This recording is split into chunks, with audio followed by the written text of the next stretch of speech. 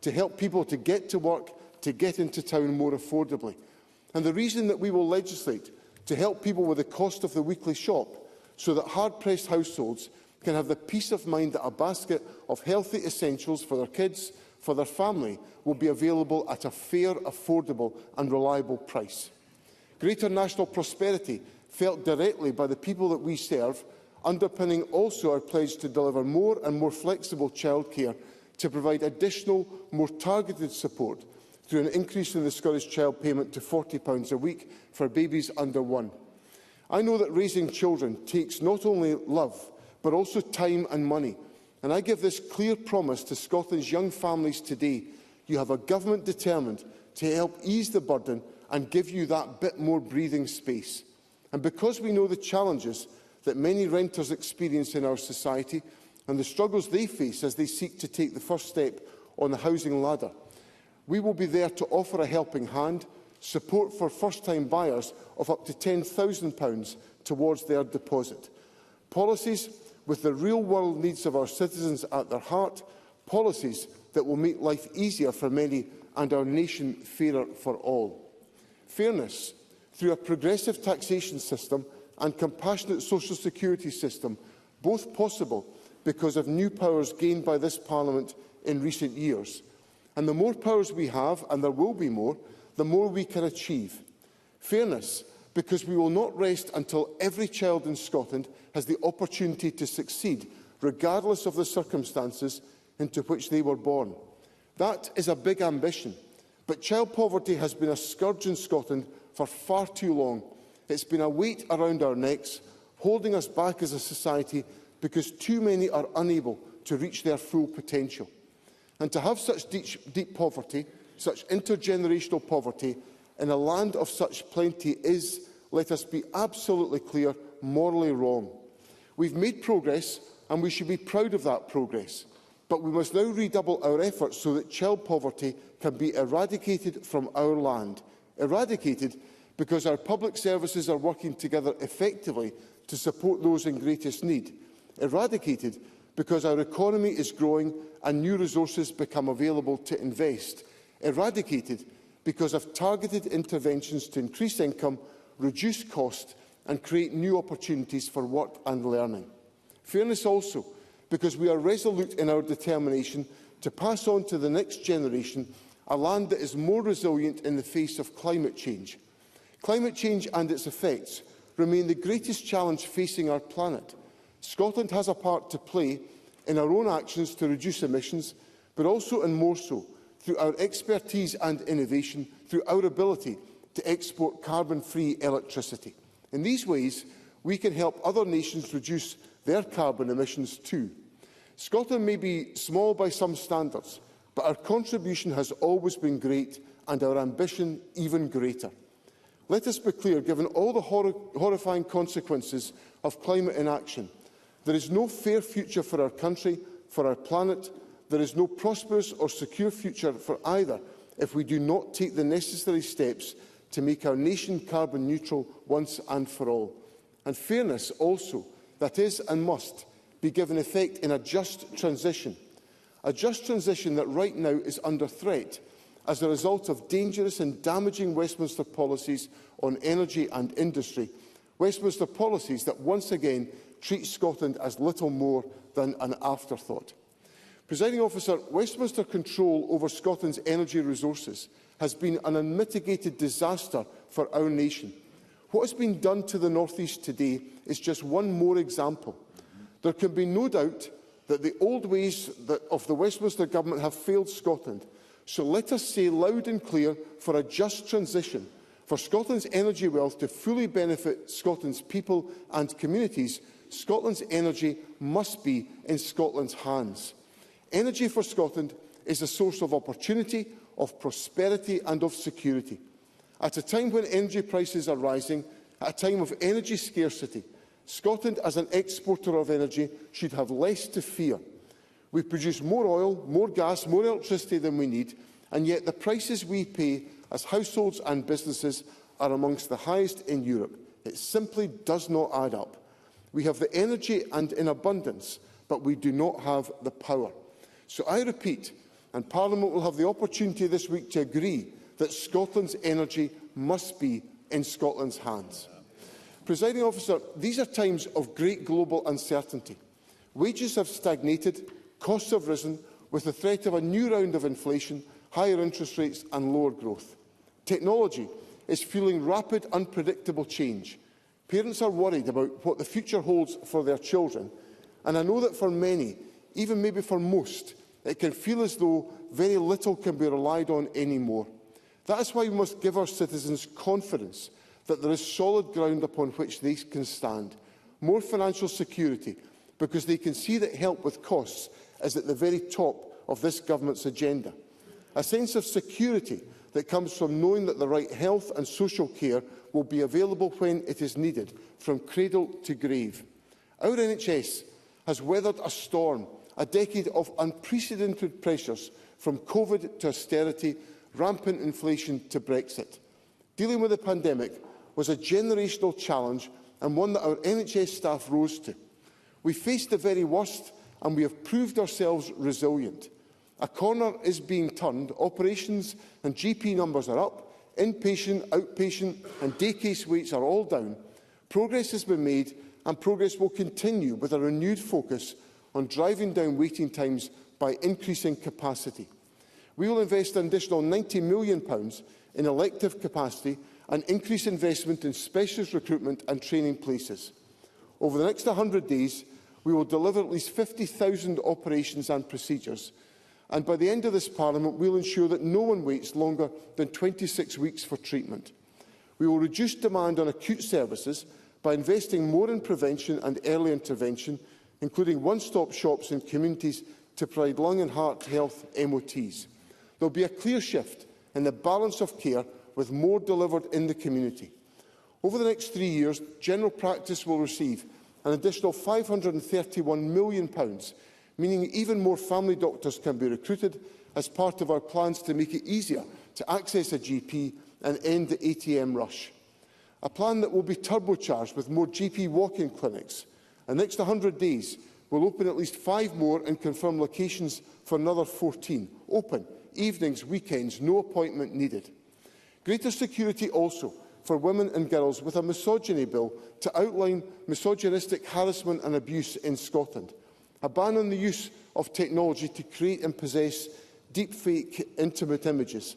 A ban on the possession of online material containing sex offences against women and children. And a ban on mobile phones in our school. Presiding Officer, fairness will be built into the very foundations of the new nation-state that we are aiming and seeking to build. A Scottish Constitution that protects our NHS and guarantees the fundamental human dignity of each and every person in our land. A Scottish Constitution rooted in the values that speak to the very best of who we are. And security will come from being in charge of our own destiny, the true security that we have all experienced, that we all strive for, when we know that our future is in our own hands. When we know, no matter the challenge, that we are able to choose and chart the right course. Security also from a renewed partnership with our neighbours in the European Union, a true partnership of equals with 27 other nations, friends and peers. We share a continent and we share a future. Greater prosperity, because with the opportunity of independence, we have the control over our own energy wealth and are able to trade freely with the biggest single market in the world as members once again of the European Union. Together, these offer a golden opportunity, and it's one that I believe people will vote for resoundingly when our nation has once again the ability to decide our own future in an independence referendum. And that is, of course, why Westminster currently says no. But to build on the words of one of the fathers of our self-government, we are the people. We are the People's Parliament, and we say yes. Today is the start of a process that I believe will lead Westminster to a yes to a referendum and Scotland to a yes to independence. Today, I seek confirmation from this Parliament that this is a voluntary union and that the people of Scotland have the right to decide whether we remain in that union. That is a principle that should be accepted by all those in this chamber who believe in independence, but also those who believe in the union. Because what is at stake are the democratic wishes of the people of Scotland. The people have elected a new Parliament. This new Parliament has the opportunity today to make its position clear. I invite Parliament to put Scotland's future in Scotland's hands.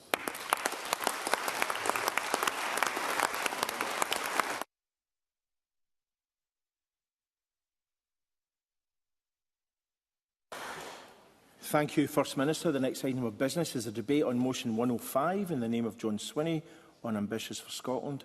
I'd invite members who wish to speak in the debate to press the request to speak buttons now, and I call on John Swinney to move the motion.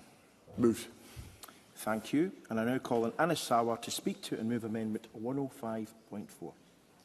Thank you so much, President Officer. Let me start with saying I'll move the amendment in my name, because normally that's what often members forget to do at the end of their speeches, so I'll start with that. Can I first of all say I welcome much of the content of the First Minister's opening statement, but the reality is the balance of the statement and the motion is stark. Overwhelming majority of the statement focused on issues that I think people would want to be the concentration of this SNP government. But if you look at the balance of the motion we're being asked to vote on today, it's overwhelmingly about one issue and one issue alone, and that is the SNP First Minister's only ambition and only obsession, and that is the issue of independence. And I think that is a missed opportunity in this first debate of this new Parliament. But let me make a broader point. Is one of the big challenges we've had facing our politics in Scotland is far too often the instincts of this SNP government and the SNP as a party is to try and talk about Scotland as if it's one homogenous unit, one mind, one view, and not that there is a mix of views across the country. Because the reality is, it's not that Scotland has one voice or one view on a referendum, or Scotland has one voice or one view on independence. There are big differing views right across this country. And so if he truly wants to be a First Minister for all of Scotland, he can't deny those variants of views. And I'll say a bit more about ambition in a moment. But let me just say, to hear someone that has been in government for 20 years to plead for some kind of fresh start, frankly, people will not believe it. This is a government and this is a First Minister that has spent more time in the last 20 years telling Scotland what he can't do rather than what he can do. Because this ultimately is a party that plays into the very same fear and blame I spoke about last week. Those that want to create fear in our communities in order to divide us, and those who want to pass the buck and responsibility by pointing the fingers of blame somewhere else rather than taking responsibility for their own actions and their own responsibility in government. And much of what John Swinney spoke about in his opening statement is actually to correct the record that he has helped build in the last 20 years. In the last 20 years, the SNP have created the layer after layer of bureaucracy and public sector bodies that he now says he wants to strip away. Year after year for the last 20 years is this SNP of Scotland and centralised power that he now says he wants to push back out to the regions. Happy to give way.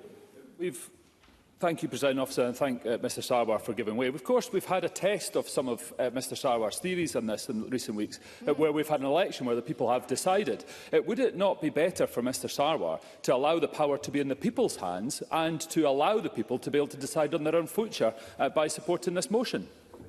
Well, Mr Gray is going to argue his view, I'm going to argue my view. That's democracy. And the reality is, right across the country, there is a mix of views, because it was very clear during the election.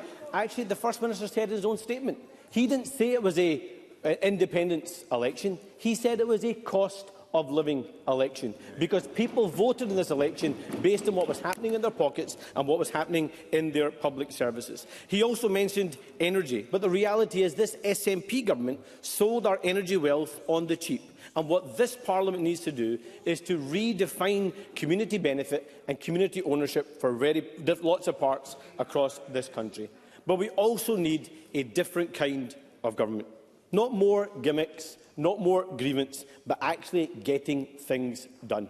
And another area, that I'll agree with John Swinney is there is big global insecurity and global instability. And at a time of global insecurity and instability, what people across this country need is a relentless focus on the issues that matter to them right now and that is accessing those vital public services, it is bringing down their bills, and it is making sure they don't continue to pay more and more and get less and less in return. So that's the ambition I want to speak about today, because there is no shortage of ambition in our country. Families are ambitious for what happens to them. They're ambitious for their children. They're ambitious for their communities. But where is the ambition to return the NHS to the founding principles, free and available at the point of need, broken by this SNP government? The record shows that people are paying £12,000 for a hip replacement, £8,000 for a knee replacement, £5,000 for a cataract under this SNP government. That's how you return that ambition. Where's the ambition to make Scotland's schools the best in the world again, falling down the international league tables under this government? Where's the ambition to make people feel safe and secure in their communities? But the reality is that when the SNP talks about ambition, what they really mean is their own party's ambition or their own individual's ambition. And we got a really stark example of it this week. People who are their most vociferous supporters asked to put their hard-earned cash into a movement that they believed in and they support, which is their democratic right. Put their hard-earned cash. And what did people that were charged with the responsibility do? They robbed them of that opportunity. They embezzled them of that opportunity. And the reality is there is countless opportunities that have been embezzled by this SNP government for 20 years for people across this country. So yes, we need ambition. Yes, we need to deliver for people across this country, but that requires a different kind of government. It requires honesty, it requires transparency, and it requires actually putting into words what the First Minister said in much of his opening statement, rather than using those issues to divide Scot against Scot. So what we need is real ambition to bring down waiting lists, real ambition to end the ATM rush for a GP, real ambition to make life more affordable for families, real ambition to bring down bills, real ambition to return police on our streets, real ambition to build the homes this country needs, real ambition to make sure we have economic growth for every part of our country, real ambition so every child gets the opportunities they need to succeed, real ambition to end homelessness and eradicate poverty in this country. We need a parliament and a government to have ambition that matches the people of this great country. And that can only be achieved if John Swinney focuses on the issues at hand and the issues that matter every day, rather than looking for reasons to divide us.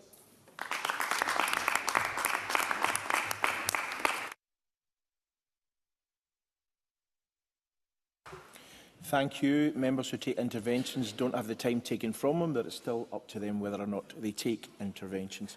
I now call on Ross Greer to speak to and move Amendment 105.3. Thank you, Presiding Officer. I see Mr Sarwar's constructive and collaborative tone lasted about a week in this place. Clearly no lessons learned from that election. I move the amendment in my name, Presiding Officer. Every Green MSP elected to this Parliament was elected on a mandate to support the cause of independence. The gains that we made make this the biggest ever majority for independence in this Parliament. And we are here to assert that mandate because, of course, it's normal in a democracy that a parliamentary majority can pursue the issues that it's won a mandate from the voters on. But what we've seen throughout this campaign, what we're seeing this afternoon in Parliament, are increasingly desperate mental gymnastics from unionist parties who claim that we somehow don't have that mandate. We heard from the Labour Party during the campaign that their win in the 2024 general election in Scotland was a mandate against another independence referendum. But that only has any credibility whatsoever if you ignore the fact that they rejected the SNP's equivalent mandates in 2015, 2017 and 2019. We've heard the once-in-a-generation line, that it's not yet been a generation. I would ask those, not quite yet, I would ask those who use that particular line to reflect on the fact that 800,000 people were old enough to vote at the election just a few weeks ago, but who were not old enough to vote in the referendum in 2014. Is it really credible to continue with that line that it's not yet been a generation? I absolutely respect the cause of unionism. I respect those who disagree with me and my party on independence. It's important that unionists are well represented in this Parliament. But whether we are for or against independence, surely everyone who sits in this place should be a Democrat. And democracy is not a one-off event. The public are no more bound by the vote in 2014 today than this Parliament is bound by its predecessors. Democracy is a system that we live in every day of our lives. And this debate, I think, requires some honesty. Is this a voluntary union? Was it only a voluntary union until 2014, but it's not anymore? We've got to wonder why people are so angry and cynical. Well, it's because of these anti-democratic games that are being played. I don't expect the Labour Party in particular to have some kind of Damsian conversion to the cause of independence, but I would expect respect for Scottish democracy and Scottish voters. So I credit Paul Sweeney for making suggestions, for being open to a conversation about how we can move forward on the constitutional question. I would say that the best time to have that particular debate was a decade ago, but I welcome that there are some in the Labour Party open to having it now. I will take Mr Hoy's intervention. Mr Greer for taking that intervention. If he believes in democracy and giving voters a choice, why did the Scottish Green Party stand in so few constituencies? Mr Hoy may have missed it, but the Scottish Greens gave every voter in Scotland the opportunity to vote for us, and far more of them chose to do so than chose to vote for the Scottish Conservative Party.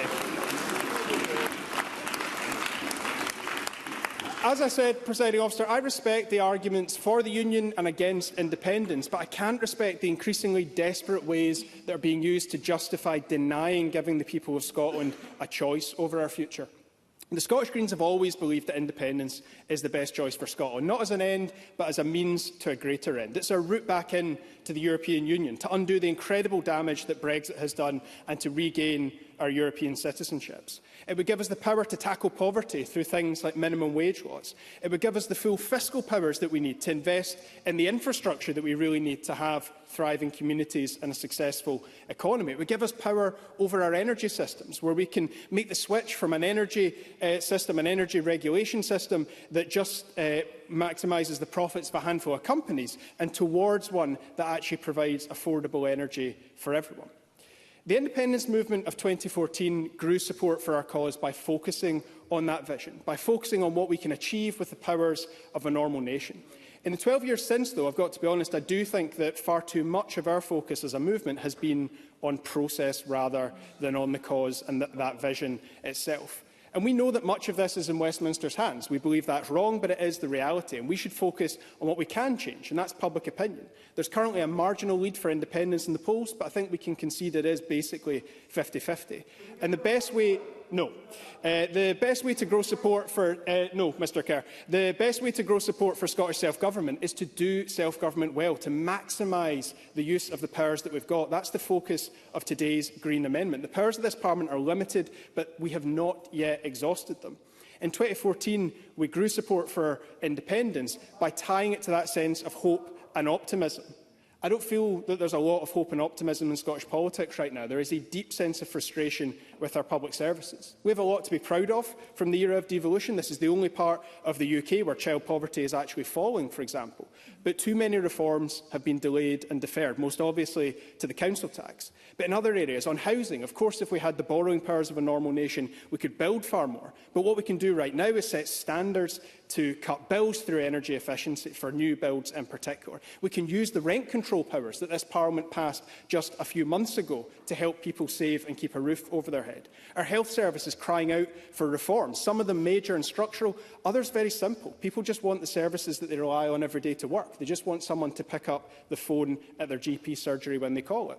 When it comes to our environment, there's no need to wait for independence to clean up our rivers and our lochs. And we can do all of these things to demonstrate that when decisions are made here, they benefit people and planet. We can grow support for full self-government through independence by maximising the use of the self-governing powers that we have right now. But we should also do it because it is the right thing to do here and now, regardless of constitutional objectives. And I want to close on that note, Presiding Officer, because of course there's a majority for independence in this Parliament, but there is not a single party majority. Every progressive party in this Parliament has the opportunity to work together, to cooperate, to collaborate, to move Scotland forward on the areas that we do agree. The vast majority of members of this Parliament agree on the need to eradicate child poverty. A vast Mackay noted last week, the Greens and the Liberal Democrats, the two opposition parties who did cooperate with the government to secure progress on the areas that we cared about, gained at that election. I think there's something for every party to learn from that. So the Greens will be proud to support the motion today. We will, of course, push for our amendment as well, because we believe in the cause of independence. We believe in putting Scotland's future in Scotland's hands. But we also believe that this Parliament has a duty to act here and now to give our children the best possible future that they can, to help people save money on their bills, to lift families out of poverty and to tackle the climate emergency. This Parliament is more than capable of pursuing Scotland's constitutional future and taking action on the issues that affect people in their lives here and now. Thank you.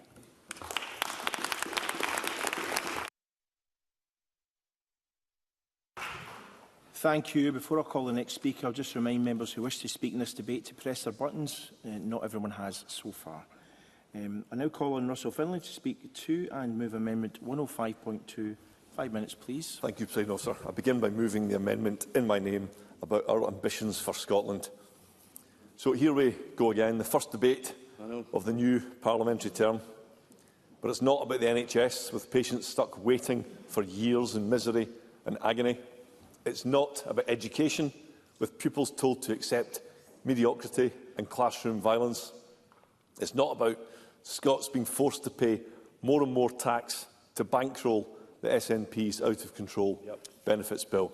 Nor is it about the betrayal of Scotland's oil and gas workers by two governments, SNP and Labour. And it's not about any of these important issues, because John Swinney, of course, only believes in one thing: breaking up the United Kingdom. He's holding Scotland back, stuck in the grip of constitutional paralysis. His party is not actually interested in improving people's lives or fixing the public services that they broke. For them, that's too much like hard work. And of course, the SNP will never be honest about the financial cost of independence. If they ever got their way, Scotland would face a funding gap of £26 billion. Shocking. Scots would face extreme tax rises, while public services would be cut to the bone. Presiding Officer, the timing of today's debate is comical. Today, of all days, John Swinney is banging the independence drum, when the news agenda is dominated by his party stealing money from their own members and supporters. Money the SNP promised to ring-fence for independence. And here we are, just 24 hours after Nicola Sturgeon's husband, Peter Murrow, admitted using over £400,000 of stolen money to fund their lavish lifestyle. Presiding Officer, in 2021, John Swinney went onto the BBC and publicly dismissed valid concerns about the SNP's finances. Nicola Sturgeon also told those with concerns to stay quiet. And when questioned by police, she repeatedly said, "No comment." The tactics of organised crime. And today, John Swinney, today of all days, John Swinney reckons the SNP can be trusted to take full control of an independent Scotland and our nation's finances. The same John Swinney who didn't have a clue that his childhood friend, who he appointed SNP Chief Executive, was plundering their own party. You would need to have a heart of stone not to laugh. The painful lack of self-awareness on the SNP benches. Does John Swinney not see how this sounds to people who despair at what this Parliament has become? The sad truth is, Presiding Officer, that John Swinney is never, ever going to change. We shouldn't hope for any change at all. But the Scottish Conservatives will always stand up to and call out this nonsense. In 2014, the people of Scotland said no. John Swinney's never respected their vote. He should know the law is clear. The Parliament does not have the power to hold a referendum. Nicola Sturgeon went to court on this. She spent hundreds of thousands of pounds, taxpayers' money this time, and she lost. And in the most recent Scottish election, more voters backed unionist parties than those supporting separation. Yet none of these facts matter to John Swinney and the SNP. Presiding Officer, I've recently spent time in Aberdeen along with our UK party leader, Kemi Badenoch, and we see the damage being inflicted in Scotland's oil and gas sector, with thousands of jobs being lost. Labour don't care. They remain against new drilling. So here's my challenge to John Swinney today. His party still has a presumption against new oil and gas licences.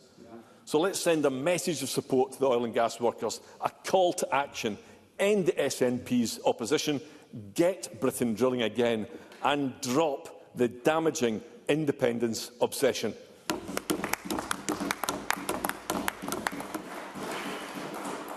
Thank you. I now call on Alex Cole-Hamilton to speak to and move Amendment 105.1.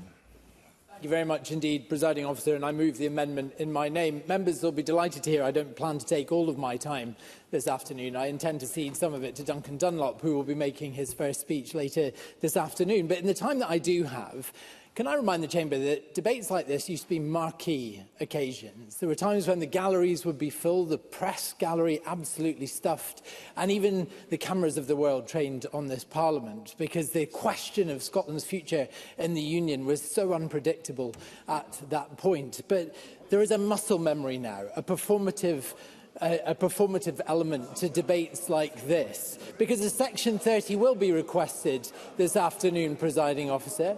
A Section 30 will be requested and it will be declined. Why? Because John Swinney manifestly failed in the test that he set himself just a month ago. He said on the 28th of April, and he couldn't have been clearer, I am saying, and I quote this from the Scotsman, I am saying that we need to make sure the SNP get a majority to make sure that we can take forward an independence referendum. Presiding Officer, 59% of the general public, the voting public, disagreed with that assertion and voted for parties in this chamber who did not back a second referendum. It is only because the vagaries of our voting system, the gaming of the system by the parties of independence, that we are now in this situation. I will briefly take an intervention from Ross Greer. I remember in the last session of this Parliament where we pointed out that the pro-independence parties had won not just a majority of seats but had won a majority of votes, and Mr Cole-Hamilton had to come up with a whole new reason against a mandate for a referendum at that point. So why do the goalposts keep shifting? Presiding Officer, Ross Greer is celebrated as one of the brightest members of this Parliament, yet basic arithmetic seems to be escaping him.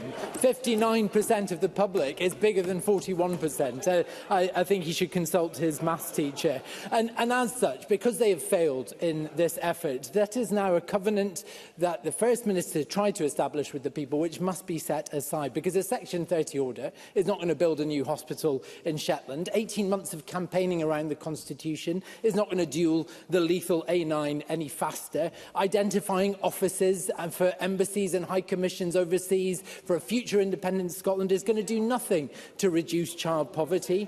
And the interminable debates about what currency an independent Scotland would or would not adopt are going to do nothing to instruct an independent review that is so vitally needed for maternity services in the far north of Scotland. In all truth, Presiding Officer, we have never, as a chamber, since the SNP came to power, fully flexed the muscles of devolution, fully flexed one of the most empowered, devolved nations in this world to address the things that all of our constituents have decidedly sent us to Parliament to discuss. On the cost of living emergency, I'll give him his credit, the First Minister did touch on the cost of living emergency. This was a cost of living election, but nothing about 18 months of debate around the Constitution is going to make people's homes warmer by instructing that emergency programme of home insulation that we need. It's not going to address the crisis in our social care system, which is keeping 2,000 Scots in hospital who neither need nor want to be there but can't get home for want of a social care package. It's not going to lift up education,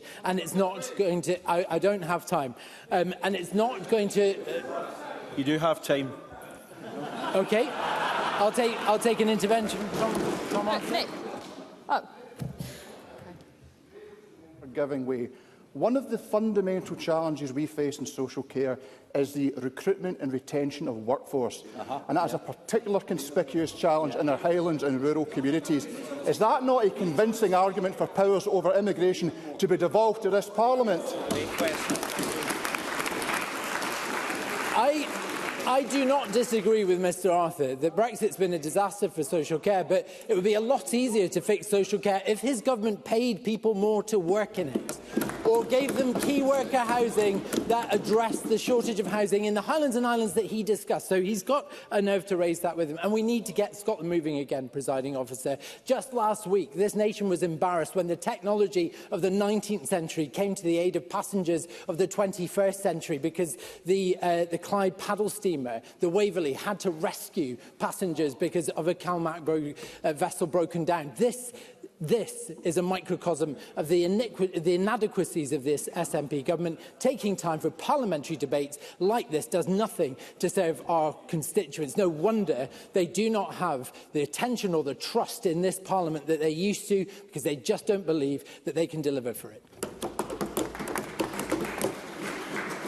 Thank you. And I now call on Malcolm Offord. 8 minutes, please. Thank you, Presiding Officer. So, here we go again. Welcome back to Groundhog Day. Doesn't the SNP just love debating matters which are reserved to Westminster instead of doing the day job? Is there any wonder why 2 million Scots did not vote in this election? We'll start again. Is there any wonder why 2 million Scots did not vote in the election on 7th of May? Presiding Officer, Holyrood controls 60% of the spending in Scotland. Moreover, control over devolved matters in this chamber controls 80% of daily life in Scotland. Our schools, our hospitals, our roads, our policing, our communities. That is what hard-working Scots want this Parliament to focus on, how to build prosperity for families and communities. No endless debates on this never-ending question. So why does the SNP indulge itself by continually debating matters reserved to Westminster? And, Presiding Officer, we all know why. It's something called a deflection strategy, because they don't want to focus on the track record of what they've done in their day job, the fact that our economy is anaemic and promotes welfare over work, the fact our taxes are too high and provide a disincentive to productivity, the fact our planning is so bad that SMEs are shutting down, the fact that in healthcare 93% of Scots say that it needs reform, the fact that in education our schools have gone from outstanding to average with the attainment gap widening, the fact that in jobs and skills we have 750,000 adult Scots not working, yet we bring in 300 welders from the Philippines to work in our shipyards, the fact that community cohesion is breaking down in our most vulnerable communities. That is why 2 million Scots did not vote. There's no point, is there? Because nothing changes. All we get is managed decline and mid-table mediocrity, scunnered by the SNP. Never their fault, always victims. Well, let's turn to this motion about IndyRef 2. The First Minister asked a question, is the UK a voluntary union? There's never been any doubt about that being a voluntary union. Margaret Thatcher made it very clear to Alex Salmond that the UK was a voluntary union. She said to him she didn't want the UK to break up, but if he delivered that there was a democratic mandate for the Scottish people to leave the UK, they can leave the UK. And the Tories have got themselves in a mess on this because all they say is no, ever, always no to another referendum. Yes, sir. I'll give you the exact numbers on that, because that is a key point. That is an absolutely key point, and that's what we're going to come to in this discussion. Even in 2016, after the EU Brexit, the leader of the Tories, Ruth Davidson, said it was unconstitutional to say there will never, ever be another referendum. We can't sit in this chamber and say there will never, ever be another referendum. But we can say in this chamber that right now there's no appetite for the Scottish people to have such a thing.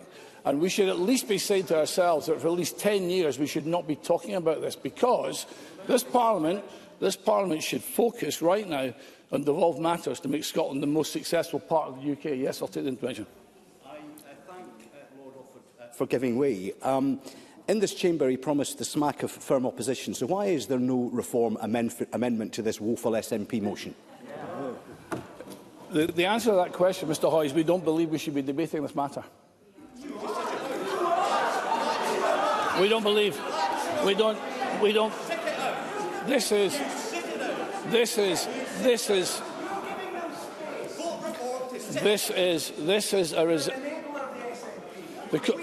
Can I continue? The Constitution is a reserved matter to Westminster. We should not even be discussing this today, hence there's no amendment. Now, the Tories do... OK, you made your point. The Tories have said they do like to call me some sort of closet nationalist. I accept that. And they say Reform UK has got members in it who previously supported independence. I mean, to clarify, I would align myself with John Buchan, who was a Conservative MP. And he said 100 years ago, speaking in the House of Commons in 1932, John Buchan said that every Scot should be a Scottish nationalist. But he went on further, he said it can be proved, if it can be proved, that a separate Scottish Parliament was desirable. That is to say, the merits were greater than the disadvantages and dangers, Scots should support it. Now, my view on this is that he was not advocating Scottish independence, as you're discussing today, but he was a unionist nationalist. And that's how I'd align myself, strongly Scottish in identity and culture, but committed to the United Kingdom, which is the best place for us to build a prosperity. He argued that preserving Scotland's national character within the Union rather than actually dissolving the Union itself. So that is my position. The question is, what is the SNP position? Presiding Officer, it's become increasingly clear to me that the SNP's position on independence, they don't actually want it.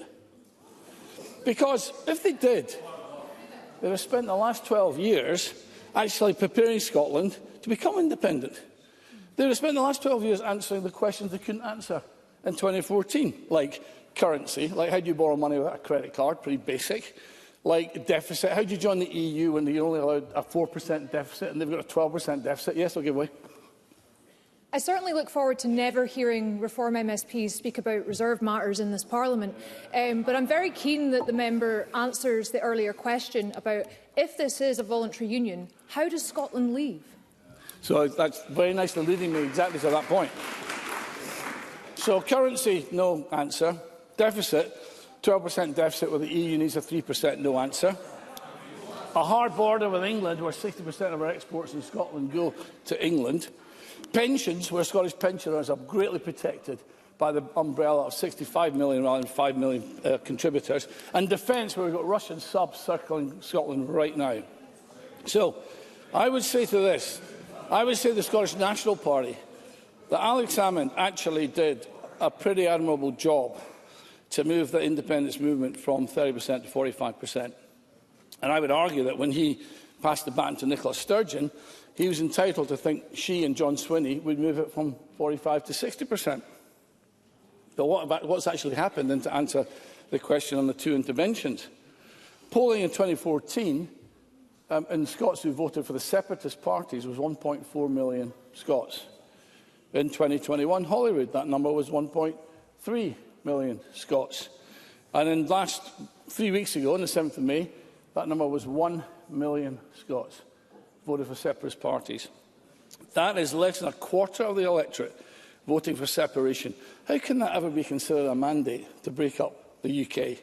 To quote the First Minister, how can that be presented as compelling and demonstrable evidence that Scots want to separate from the UK? I don't see it myself. I'm just going to finish with this little anecdote.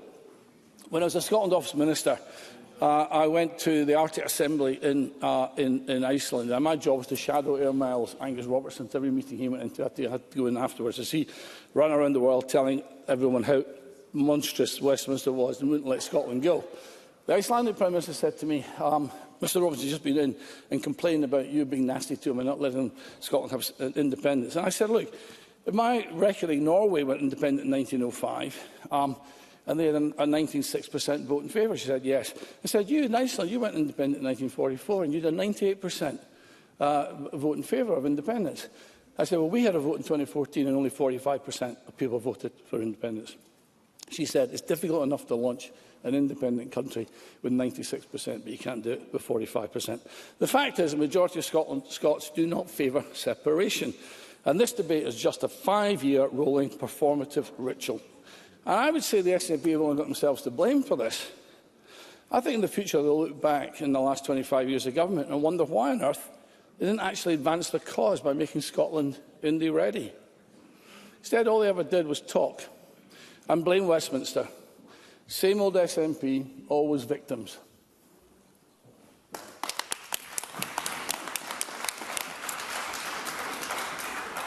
Thank you. We now move to the open part of the debate. I have to say that the first 8 speakers are all making their maiden speeches, and therefore there will be no interventions. Whoever is in the chair will be reminding members of that as we progress. And the first person to speak in the open debate will be Kate Campbell, a generous 7 minutes. Thank you, Presiding Officer. And the first thing that I want to do is I want to thank the voters of Edinburgh Eastern, Musselburgh and Tranent, this wonderful, diverse constituency that represents so much of modern Scotland, from our beaches to our castles, our harbour to our university.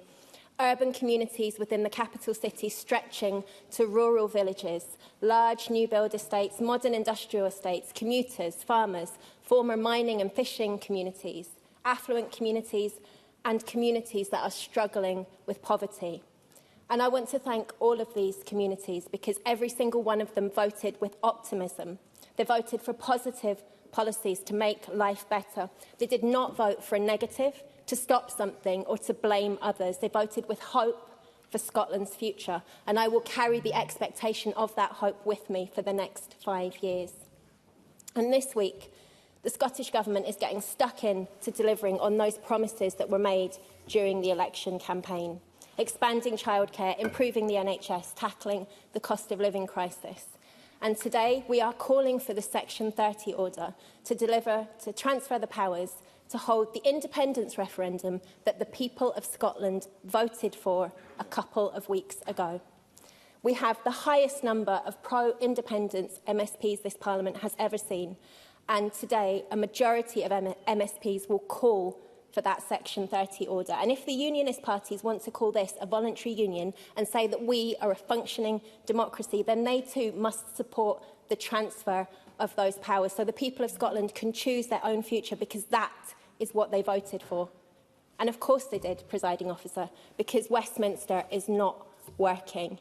In my lifetime, we've seen Thatcher decimating public services, asset stripping the common good. Then we had Blair saddling us with PFI debt, taking us into illegal wars, and during a period of economic prosperity, squandering the opportunity to tackle structural inequality. Then we had the Tories and Lib Dems, hand in hand, ushering in an age of austerity, allowing our infrastructure to deteriorate and our people to suffer. Then the Brexit that we did not vote for, stifling Scottish businesses, damaging trade, pushing up the cost of goods for us all.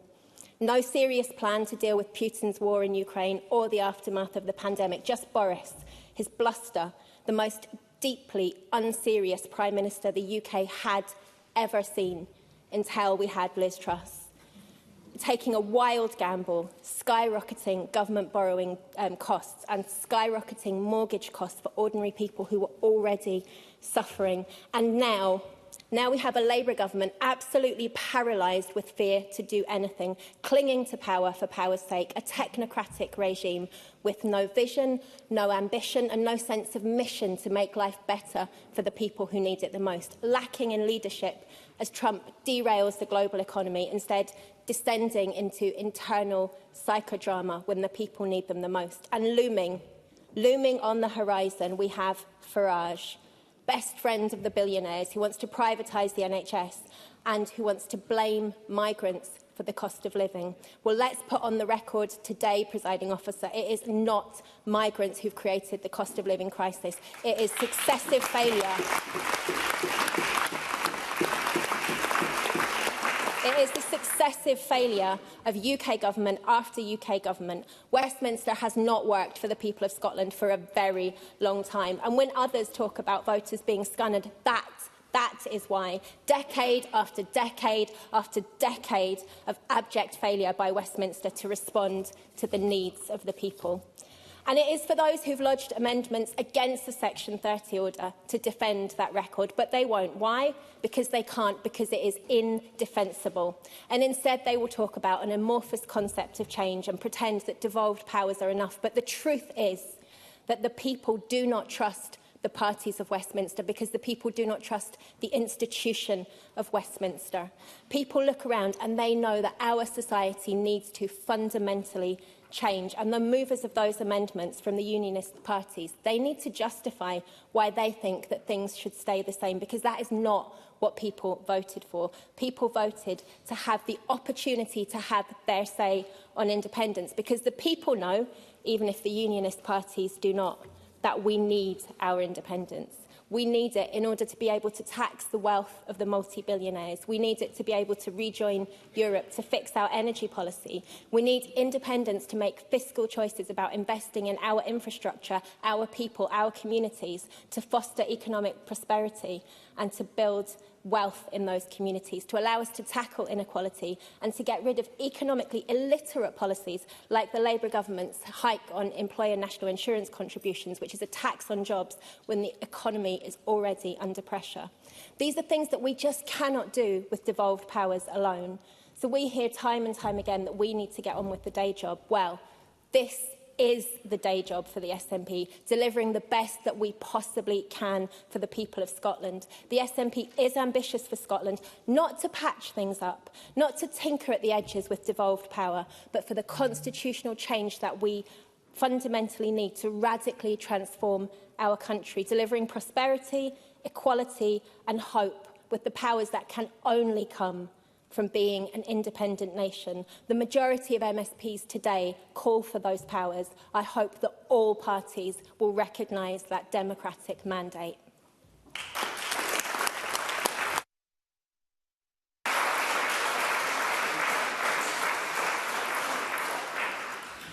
I call Donald McKinnon for their first speech. 6 minutes. 6 minutes. Thank you, Presiding Officer. It is the privilege of my life to be elected to represent the islands that I love. I want to start by paying tribute to my predecessor, Alistair Allen, for his 19 years of dedicated service to Nehellan and Niar. I would also like to thank...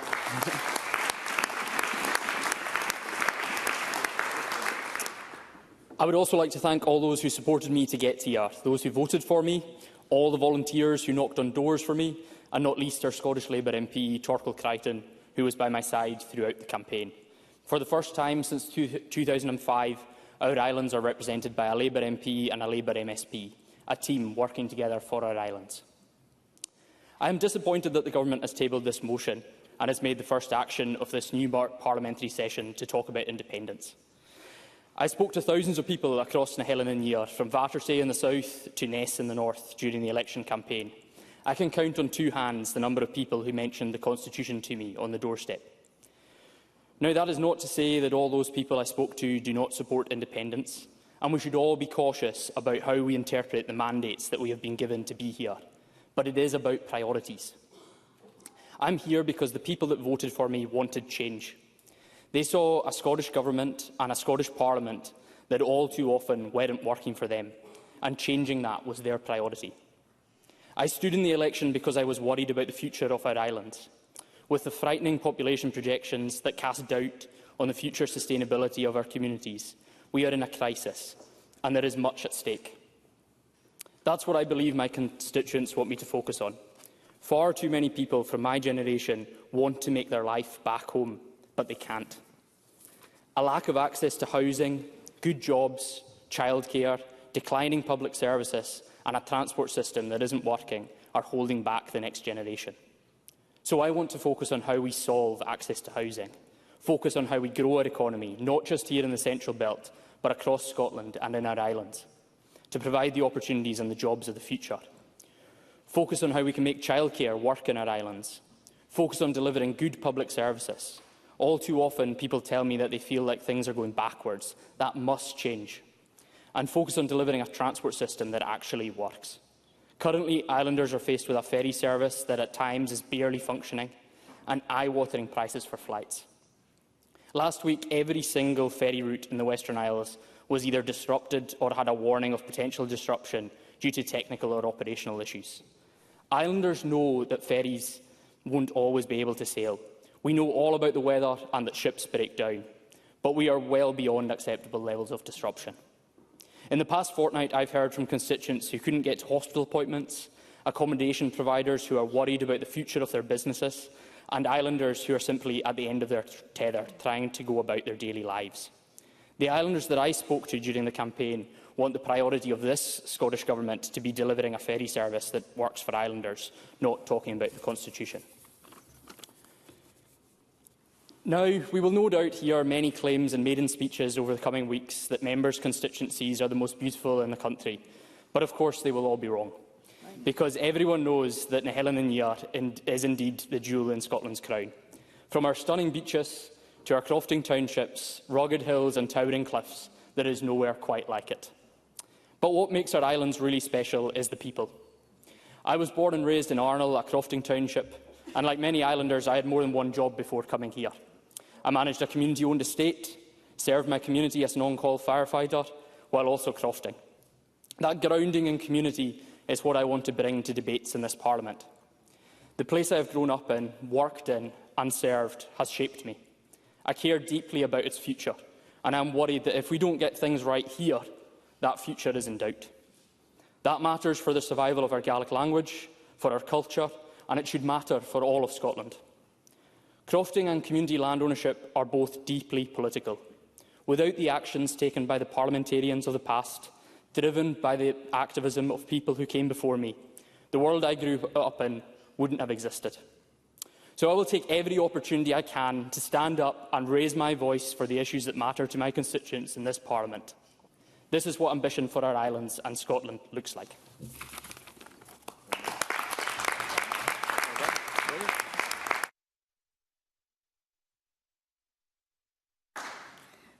I call Lloyd Melville for their first speech. I generous. I couldn't hear that. Up to 7.5 minutes. Thank you very much, Deputy Presiding Officer. It is a privilege to make my first speech in this debate, and let me start, as others have done, by thanking my predecessors, Graham Day and, of course, the late Andrew Welsh, who are both formidable voices for their communities and for Scotland. As Angus South's MSP, it is a real honour to represent the beautiful, diverse communities that I know and love. My pledge is to always put my constituents' voices at the heart of everything I do in this place.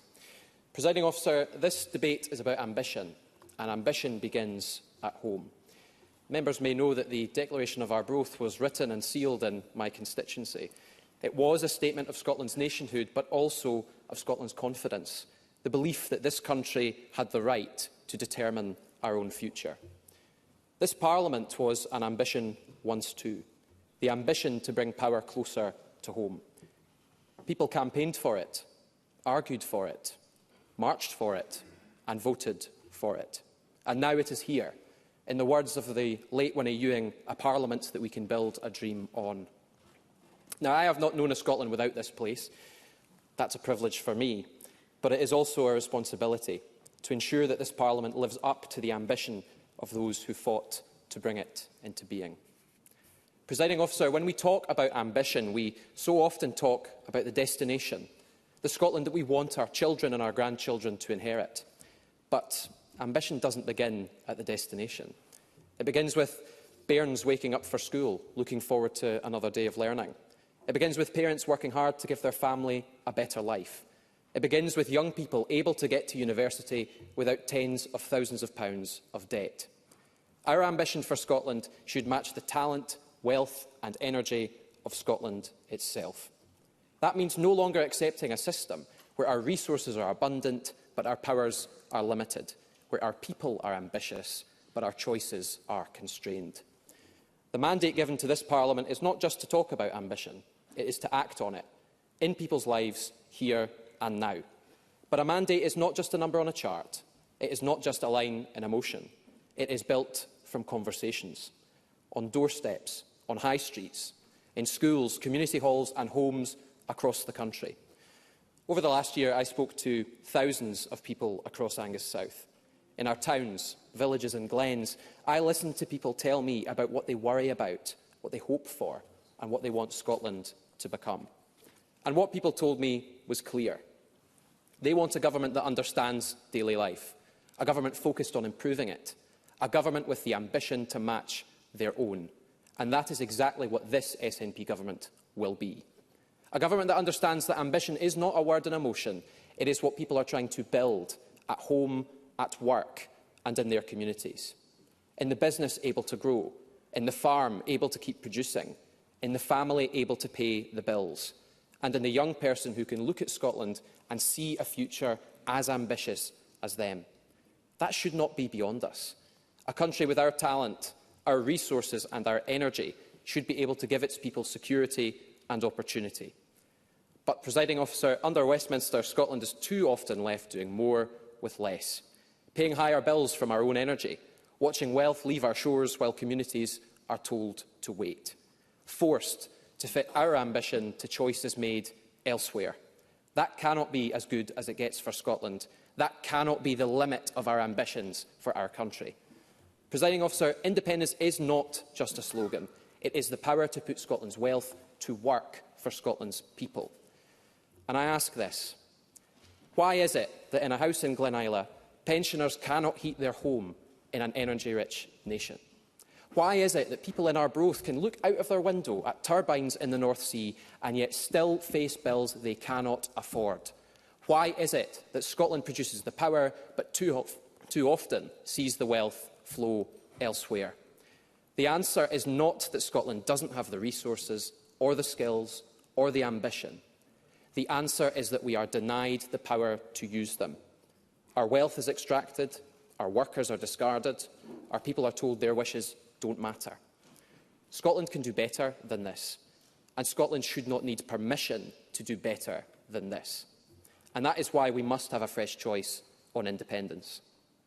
Not because of identity, history, or just for its own sake, but to improve the lives of the people who live here.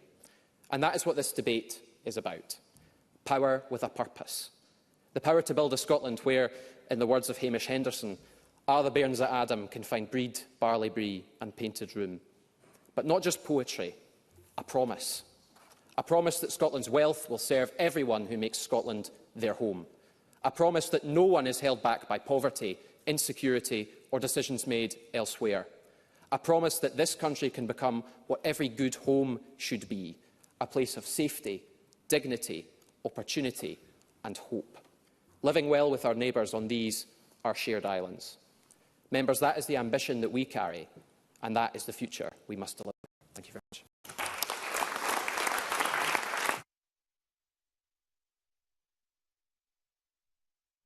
I call for their first speech, Patricia Gibson. Thank you. I am delighted to be called to deliver my first speech in our national parliament, and how fitting it is on this very issue which brought me into politics in the first place. Ambition for Scotland, and the very normal and simple principle that the people of Scotland are the only people who should make decisions about the country in which they live. First of all, I'd like to pay tribute to my predecessor, Ruth Maguire. She served in this place for 10 years, a truly kind and thoughtful person of whom I am very fond.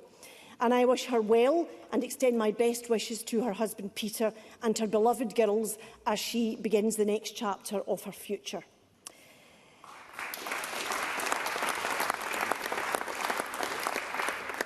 I stand here with the honour of representing the constituency of Cunningham South, a constituency comprising the towns of Irvine, Kilwinning, Stevenston, Stewarton and Dunlop. The largest population centre in this constituency is Irvine, with a population of around 34,000 people.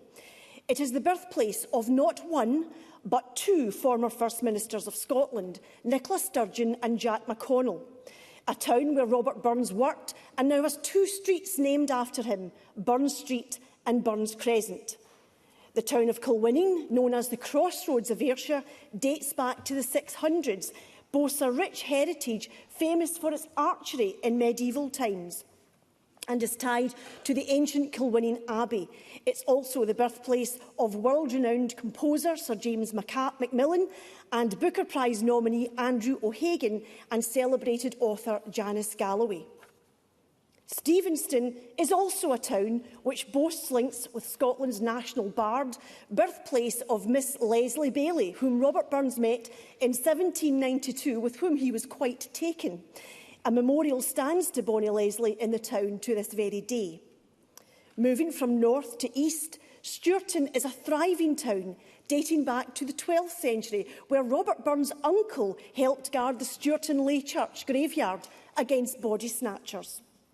And last, but by no means least, is the picturesque town of Dunlop, famed for its cheese, the Ayrshire cow breed and the beautiful Dunlop Parish Church dating back 400 years. And that is the diverse range of towns I now have the honour to represent. As for the motion before us, the election a couple of weeks ago indicated that the Scottish public have placed their trust in parties that fully support an independent Scotland. This is the most pro-independent Parliament we have ever known. And independence is a normal state of affairs, and it will serve Scotland as a means to fully realising her ambitions. It is the means through which we can build the fairer, more compassionate, more just Scotland we all want to see. The reality is that unless we are unshackled from a failing Westminster system, decisions will not be made in the best interests of the people of Scotland. For example, Scotland has the energy, but we do not have the power. As a result, Scotland's energy wealth has flowed to the London Treasury, whilst in Scotland we pay some of the highest energy bills in Europe, and that is not good enough. Scotland needs the power to harness her own resources for the benefit of the people of Scotland. Since the dawn of devolution, we have come so far. Free university tuition based on the ability to learn, not the ability to pay. Expanding childcare, free prescriptions, minimum unit pricing, making inroads and tackling child poverty through the Scottish Child Payment and other measures. But there is so much more to do to improve the lives of the people of Scotland. And the ambition for Scotland on the SNP benches knows no limits and can be delivered as a fully fledged independent Scottish nation. We know that other small independent nations can thrive and prosper, yet no other small independent nation has the vast resources that we have in energy-rich Scotland. In energy terms, Scotland has hit the jackpot. For Scotland, as an independent nation, the sky truly is the limit. Moreover, let's not forget, Scotland has 1/3 of Britain's landmass, half its territorial waters, over 60% of UK fishing zones, 98% of oil reserves, 63% of natural gas, 1/4 of Europe's offshore wind resources and 90% of the UK's fresh water. To be honest, if I was a member of the UK Westminster establishment, I wouldn't want Scotland to leave the Union either. But this must be a matter for the people of Scotland. It is time for us to break the constitutional logjam and give the people of Scotland the right to determine their own future. Democracy is not an event. It is a process, and it is a process in which the people of Scotland have a sovereign right to assert their views. Those advocating for the union have repeatedly failed to articulate what the route out of this union is, because they cannot. Their arguments are exhausted and all they have left is stonewalling and attempts to trap Scotland in a union that simply does not work for Scotland. Opponents of independence seem to pretend not to realise or understand that independence is a means to pursue the highest ambitions for Scotland. They argue that instead we should focus on issues like the cost of living, but we do.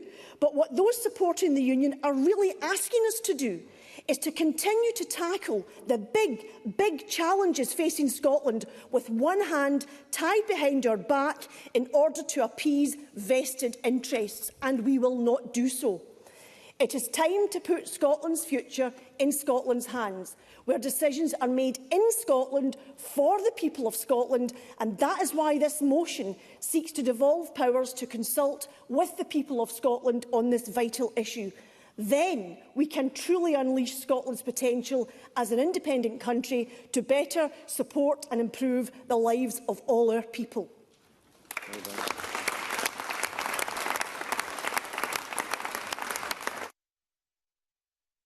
I call Singer Beresford for their first speech, to be followed by Alex Kerr.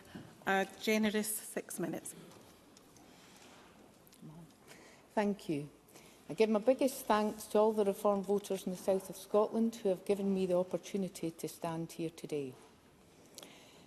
I am a mother of 4, a small business owner, and I'm from Dumfries.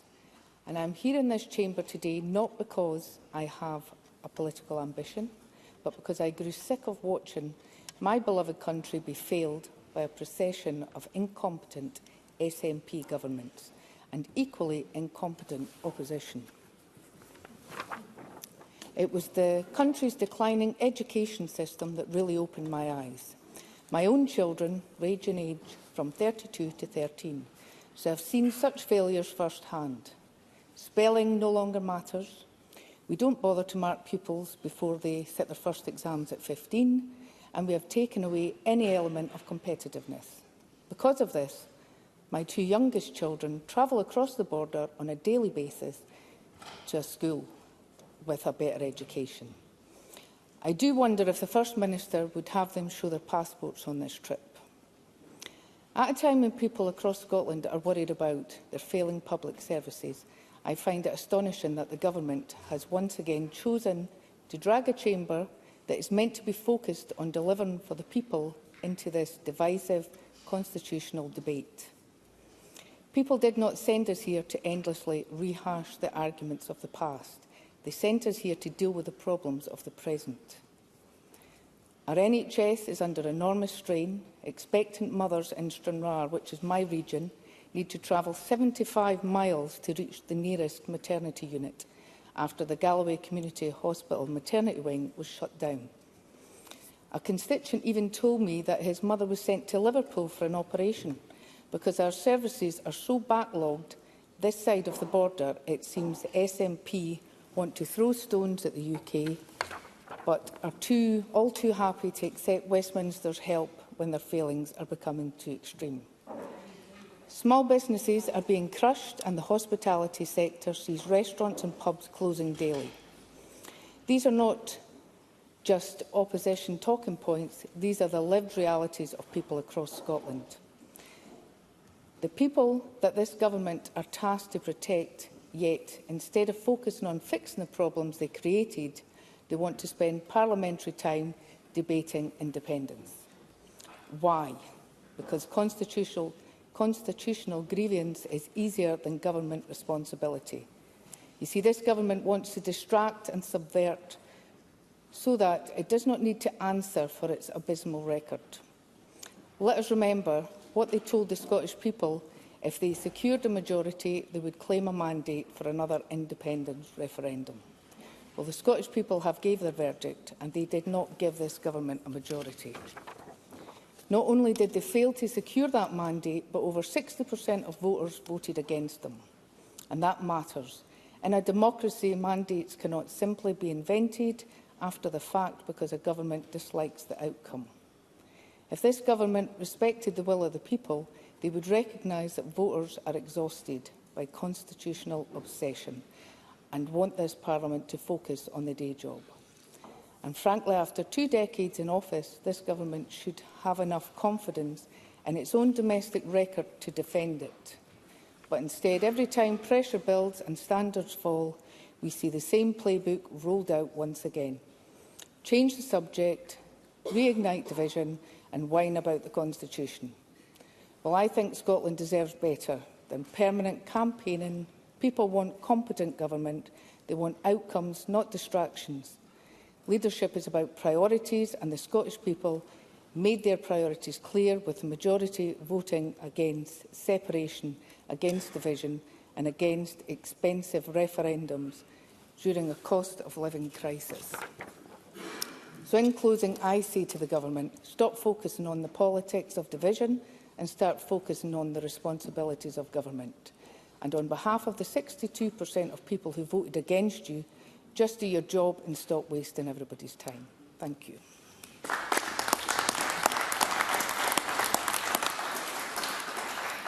I call Senga Beresford. Oh, sorry, beg your pardon. I call Alex Kerr to be followed by Michelle Campbell. A generous 7.5 minutes, please. Thank you, Deputy Presiding Officer. I feel so incredibly grateful to be able to stand here and represent the people of Hamilton, Larkhall and Stonehouse in our nation's Parliament. During the campaign, I travelled the length and breadth of the constituency. We spoke to people in every community. In Hamilton, Dalserf, Quarter, Fairnagare, Netherburn, Ashgill, Larkhall and Stonehouse. It is an honour to represent such a diverse constituency, from the rural villages reaching to the Clyde Valley to the populous towns of Hamilton and Larkhall, an area of the rich tapestry, from the history of Châtellerault to the being at the heart of the Industrial Revolution. I want to assure those people that the privilege they have given me to serve as their MSP is not one I will ever take for granted. I also want to thank David Russell for the work he has done for constituents in his time as an MSP. I know he was focused on helping those in need and how grateful those people were for his assistance. We in the SNP ran a campaign focused on hope. Hope for a better future for Scotland as an independent country back in the European family of nations. While other parties spoke about how they would stop the SNP, we focused on telling the people of Scotland how independence and an SNP government would make their lives better. The public considered our message, and they sent the SNP back to this place as the governing party of Scotland for a historic fifth term on 38.2% of the constituency vote. A considerably more convincing result than the 33.7% that Labour returned in the general election in 2024, or the 36.9% the Tories returned in 2015. Due to the UK's first-past-the-post electoral system, both of these results returned unrepresentative majorities. And whether it was Brexit or scrapping the winter fuel payment, no one claimed their vote share delegitimised the manifesto they ran on to be elected. It is one of the most basic tenets of democracy that if a party wins an election, it should be able to implement its manifesto. The Scottish people have now elected the largest ever pro-independence majority to this Parliament. And fundamentally, it must not be forgotten that a request for a Section 30 order is not actually a request for independence. It is simply a request for the power to allow the people of Scotland to have a democratic say in their future. Such a short-sighted rejection from the Unionist parties is an admission of weakness from those in favour of preserving the last vestiges of an imperial project that is long past its sell-by date. Because, Deputy Presiding Officer, if they were confident in the strength of their conviction, if they were sure of the economic strength of their arguments, if they were sure of remaining shackled to an increasingly economic and politically isolated Brexit Britain, if they believed that the people of Scotland were with them, why then would they fear giving them a say on their future? We only ask for the right to decide. The people of Hamilton, Larkhall and Stonehouse have put me here with the purpose of demanding that right to be respected. The people of Scotland, by sending the largest group of pro-independence MSPs to this Parliament, are demanding that right is respected. Because people have had enough of Westminster decisions making their lives worse. Despite every council area in Scotland voting to remain in the EU, we were dragged out against our will, because it was in the interests of the Palace of Westminster and the British state. In the end, that is the only interest that really matters to this broken political system. As a result of sacrificing the interests of communities across Scotland, what has happened? Food inflation compared to countries on the continent is up. The cost of energy compared to countries on the continent is up. Economic growth compared to countries on the continent is down. If we'd been independent, we could have protected our strategic resources, like the refinery at Grangemouth, which had been a crucial refiner of jet fuel, which is now in short supply across the globe. Instead, Anna Sarwar promised the folk at the refinery their jobs would be saved, before the UK Labour Prime Minister sacrificed the workers at Grangemouth to allow them to save steelworks in England for the national interest of the Palace at Westminster. In short, our people have been left significantly poorer both in our living standards, our economy and international standing. The question is no longer whether Scotland can afford to be an independent country. The question is how much longer Scotland can afford to be shackled to this increasingly damaging and dysfunctional political union. The British political system is broken. The old ways are being swept away, and something new must rise to replace them. The Welsh and the Northern Irish can see it too, having elected pro-independence First Ministers. For the first time ever, every devolved nation is led by parties which believe in a partnership of equal independent nations. I firmly believe it is the only way to deliver the brighter future that our communities expect. And what is best for our communities will always be at the heart of what I do. I had the privilege to work for Christina McKelvey, who represented the constituency I now represent since its establishment for 3 terms. And her dedication to our communities, to serving the public and to standing up for what you believe in, no matter the costs, are things I will spend the rest of my days trying to emulate. And as a Democrat, I am comfortable that the voters I represent will have the say on whether I succeeded. Because we should never fear the judgment of the public. And that's perhaps a lesson for the opposition benches. Thank you, Presiding Officer.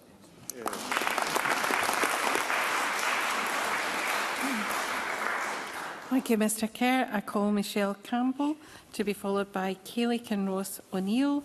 Up to 7.5 minutes. Ms Campbell. Presiding Officer, let me begin by congratulating you and fellow presiding officers on your new roles. I wish you all the very best as you guide this Parliament through the years ahead. As the newly elected member for the newly formed constituency of Renfrewshire North and Cadonald, I stand here deeply proud and genuinely honoured. I want to take a moment to thank my predecessors whose service helped shape the communities I now represent. Former First Minister Humza Yousaf, now part of the Cardonald addition to the constituency, and Natalie Dawn-Innes in Renfrewshire North.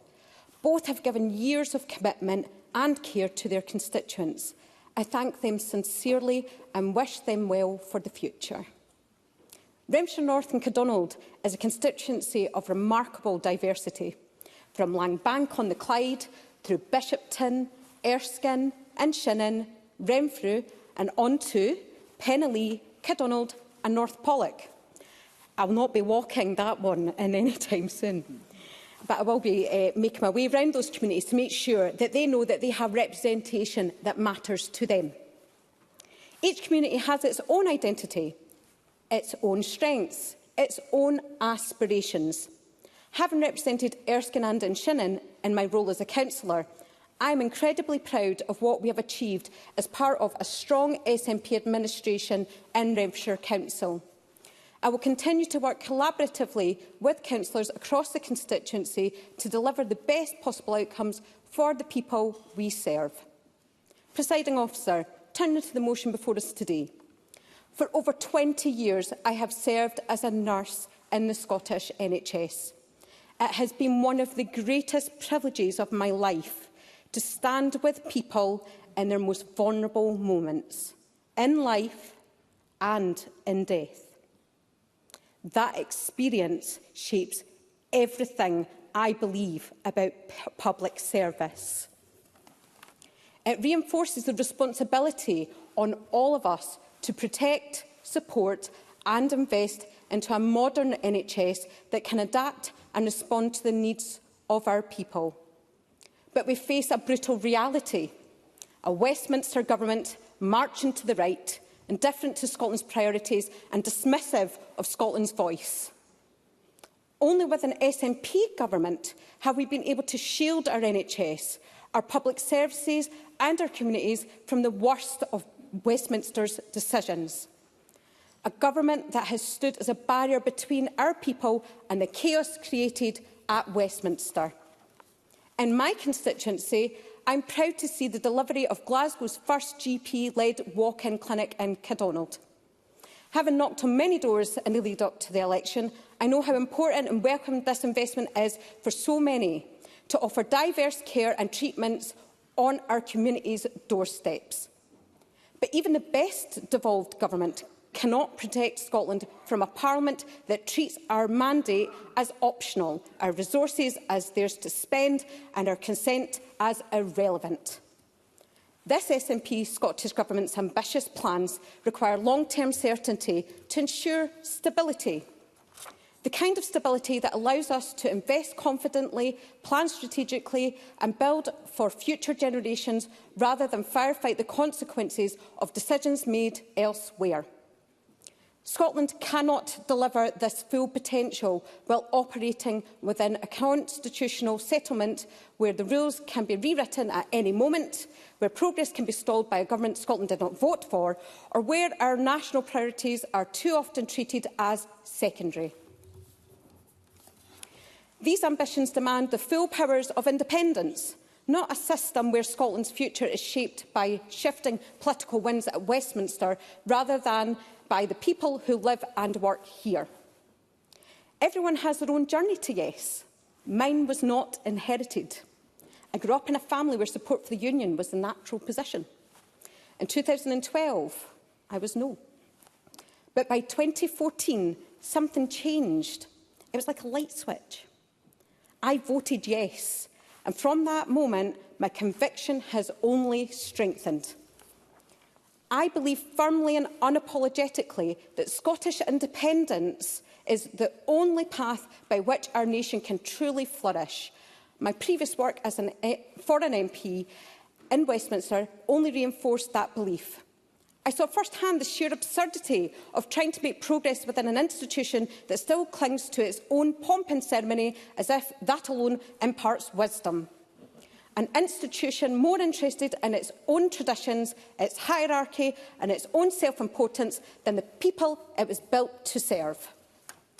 Regardless of the injustice presented, regardless of the need, Westminster's instinct is always the same: protect Westminster.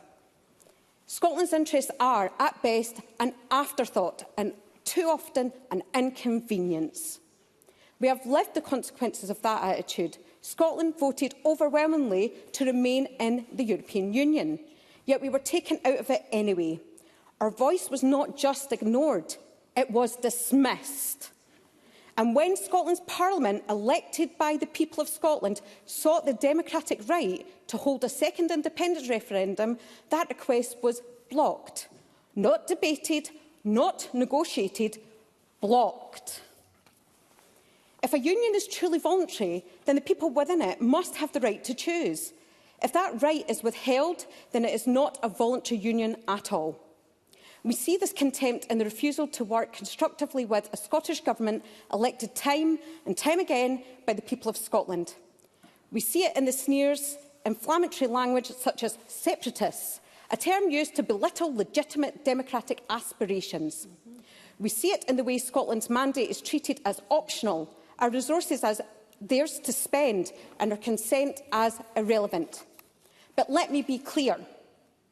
It is not the SNP nor the wider Yes movement that fuels division and hate. Scotland sees reality of the union on offer, and more than ever, Scotland is saying no more. No more suffering from decisions made by a government we did not choose. No more having our Parliament's hands tied behind its back. No more being made to feel lesser in our own nation. Scotland deserves better. Scotland is better. There is only one answer that makes sense, and that is the full autonomous decision-making of Scottish independence. Presiding officer, the people of Scotland have returned the largest pro-independence majority this Parliament has ever seen. That mandate is clear. This Parliament is at its best when it works together for a confident, fair, ambitious Scotland. That is the Scotland I believe in. That is the Scotland I will fight for, and that is the Scotland we can build with independence. Thank you.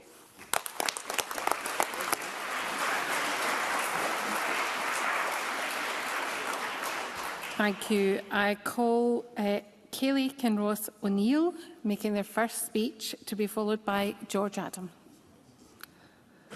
Thank you, Presiding Officer. Can I just open by recognising what a huge privilege it is to speak for the first time in this chamber, not least on a debate about securing a positive future for Scotland, a fairer, greener and independent Scotland. I was born only a couple of months before the reconvening of the Scottish Parliament in 1999, and I don't say that to make some people feel a bit old, but to say that Devolution and I have grown up together.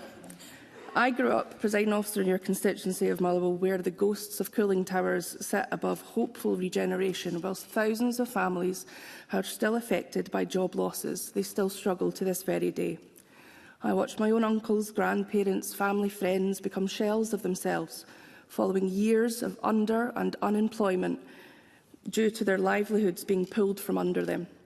I didn't live through the Thatcher years, but I lived through the trauma, the uncertainty, the austerity and the anger that passes through generations in our communities. The failed Thatcherite experiments that still cause so much damage to those communities, from privatised bus networks to sewage polluting our natural environment. This needs to come to an end. Independence provides a very fresh start from all of this, a break from the past and an opportunity to build a better Scotland that works for all.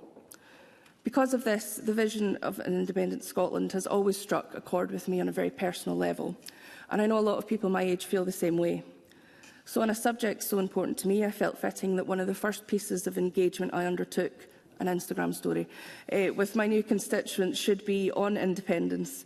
I asked a range of folk for their thoughts, and this is what they said. Independence is equality, democracy, internationalism, solidarity. It is trust in making our own decisions and the freedom to make our own laws for ourselves. It is the power to be radical and make the change needed for people and for the planet. It is hope and choice, an opportunity to rejoin the European Union, hope that there may still be any alternative to all we're ever given. Now, I wasn't old enough to vote in 2014, but the result left me and so many of my generation feeling very helpless about our future. The same type of helplessness that was forced upon us by the Brexit vote.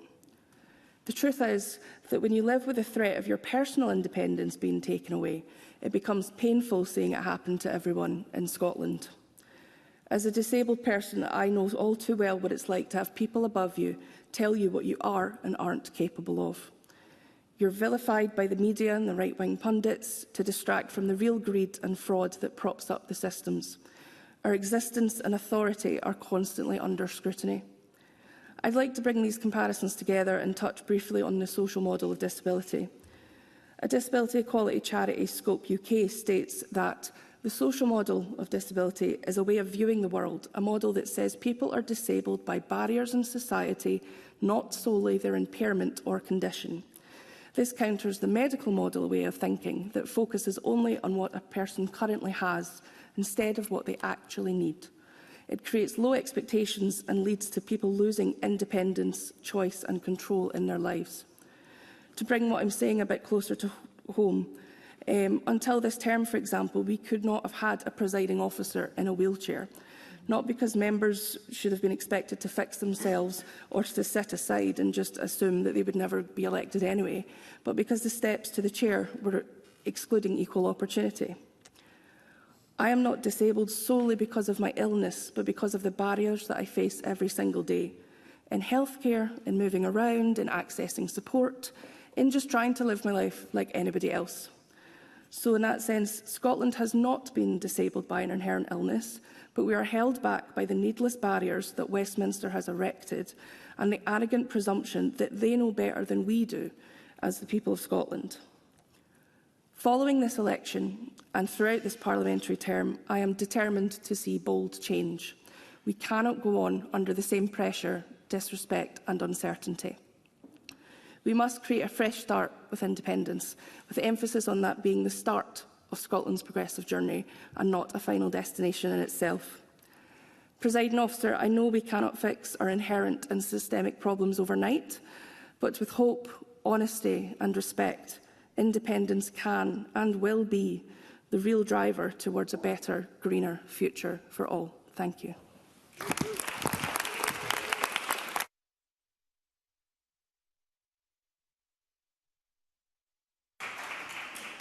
Thank you. I call George Adam to be followed by Emma Roddick. Generous up to 7.5 minutes, Mr Adam. Thank you, Presiding Officer. It's not often I hear something like that when I rise to speak in this chamber. But as one of the, I was going to say older members, but more experienced members of this chamber, I would say just listening to the first speeches from those across this and the tone from everyone in this, I hope we can keep that tone as we move forward and we have these important discussions like this debate here today. But firstly, I'd like to say, Presiding Officer, I'm glad to be back as Paisley's MSP, and someone's won the Paisley bingo already in the speech. But I'm reinvigorated to do the good work that we've got to do here because of the many conversations I had with the people in Paisley. Because you spend so much time in here, you sometimes get sucked into this world and you forget there is a real world out there with real people, with real problems and real issues. And that's one of the things that I've always tried to focus on when I've been representing the people of Paisley.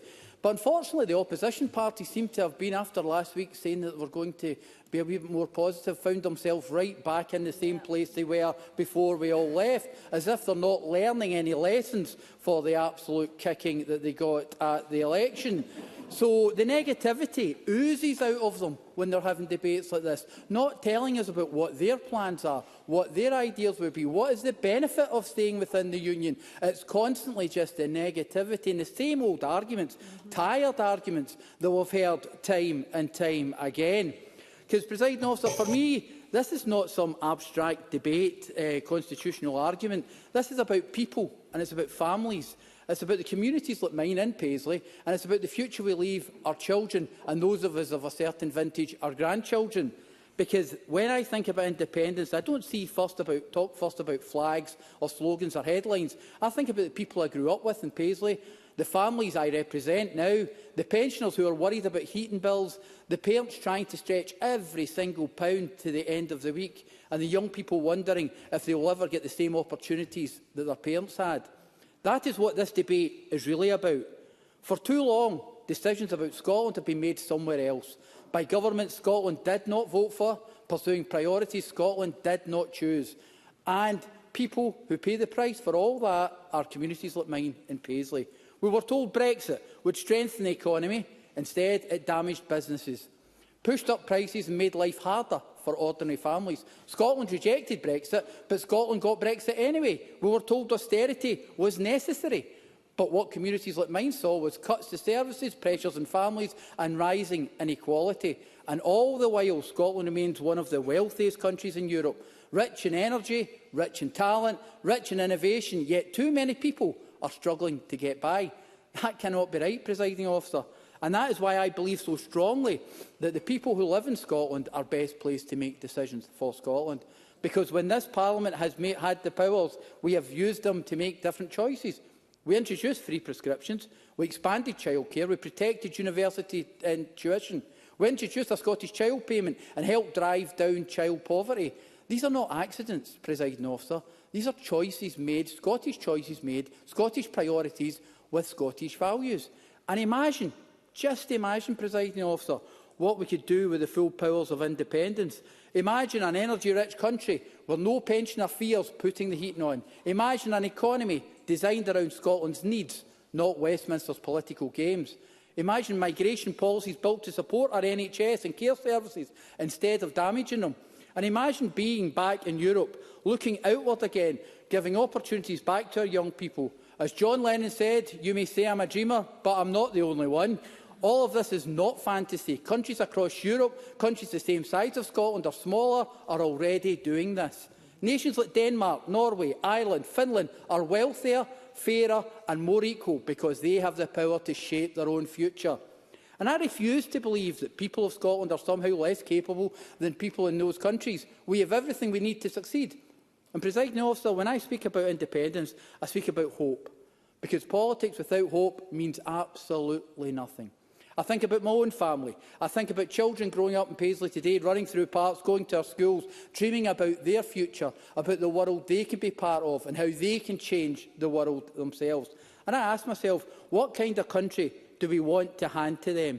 Do we want them to inherit the chaos of Westminster politics, the endless cycle of austerity and division, Governments they do not elect making decisions against Scotland's interests, or do we want them to inherit a country confident enough to stand on its own feet?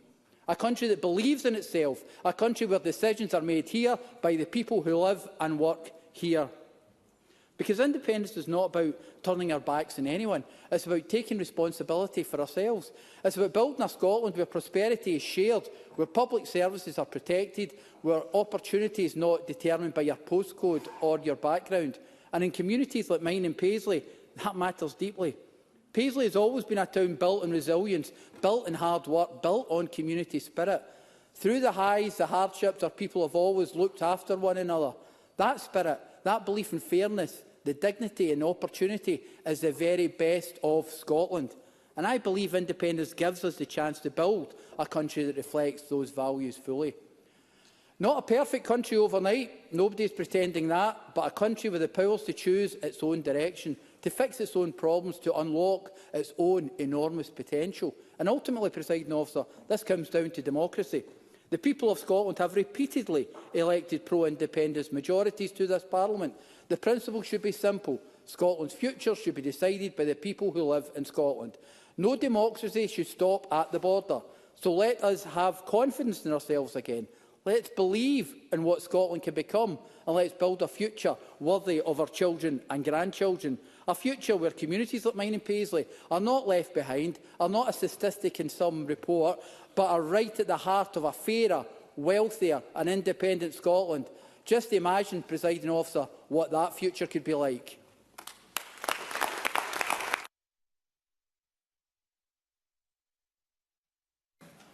Thank you. I call Emma Roddick to be followed by Craig Hoy. Generous 7.5 minutes.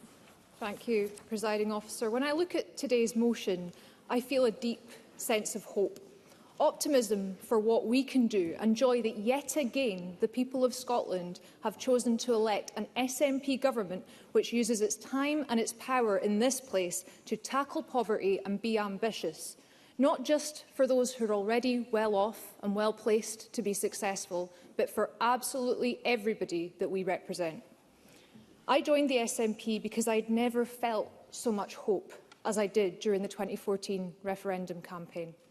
And it was the first time that I, as a young person growing up in an area of deprivation, attending a school that I was advised not to mention in job applications, felt that politics was something that I had a right to a view on, and felt like somebody was listening when I shared that view.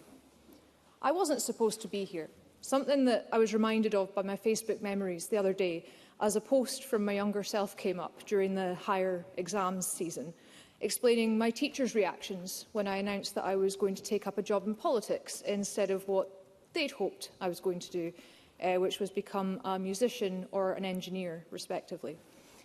But in learning about the arguments for and against independence, I gained true hope for a country where we made our own decisions, where the people that we elect to represent our communities in this place can make decisions about energy, employment, social security and so many other issues on which we're currently hamstrung. Hope for a country where young people's voices are heard, disabled people matter and pensioners get a deal that they really deserve. The kind of hope illustrated by Kayleigh Kinross-O'Neill as she so powerfully spoke earlier on about barriers. That's the hope that I want to give to all those who've become eligible to vote in the last decade, and to all those who did vote in 2014 but have since seen Brexit, COVID and every other difference between Scotland and the UK highlighted since we last got a chance to vote on the Constitution. I don't want those people to feel like I once felt, that this place and politics and having a view is not for them.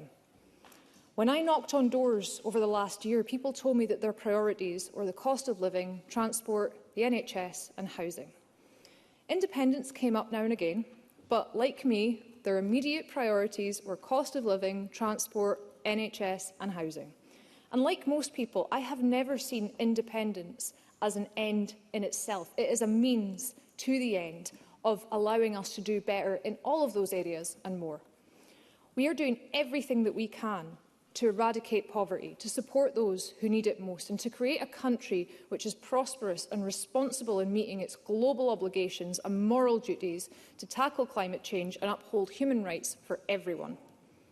Over the last 12 years, I have seen far too much progress held back, far too many decisions taken on our behalf against our wishes, and far too many people struggling who do not need to struggle. I agree with the Green Amendment that we have a clear majority, not just for independent supporting parties, but for progressive values. I'd like to mention that I felt very motivated today listening to some of our new members' first speeches, because that has been shining through.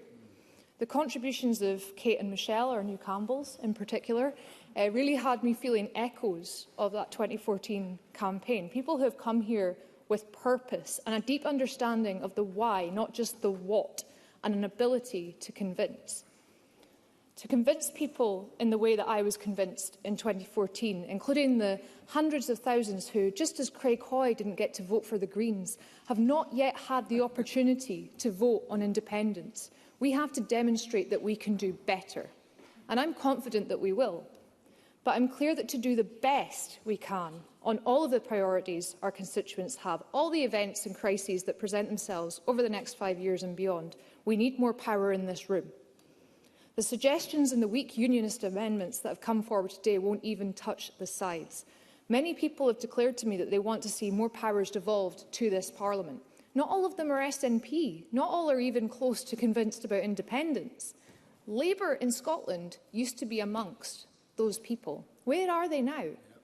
In a similar debate last session, I pointed out to the Labour speakers who were claiming that all would be well once we had a Labour government, that governments don't last forever, and the Tories would be back in at some point. How things change. I don't necessarily think that's true anymore, but even worse, we have a Labour government which has failed to devolve more powers to this place, failed to join us in tackling child poverty, failed to even meet its own campaign commitments. It does not matter who is in power in London. Our voices are never heard strongly enough, and our people are never given the attention and the respect that they deserve. And all that Anas Sarwar and his colleagues can offer is that an ambitious future can and should be achieved through the devolved powers of this Parliament. Well, my ambitions are greater than that, and I think that Scotland should be too. This is not a voluntary union. If it were, the opposition in this chamber would be able to answer the simple question of how Scotland can leave it. It will be for them to explain after this debate to their constituents why they not only don't believe in independence, which it is their right to oppose as much as it's my right to support, but that their constituents shouldn't have a vote on it. That this Parliament should not have the power to put that question to the public, and that Scotland does not have a route to leave. That is what they must explain, and I don't envy them that. I am far more comfortable sitting in amongst my SNP colleagues calling for democracy, hope and a country with ambition that can be met. Thank you.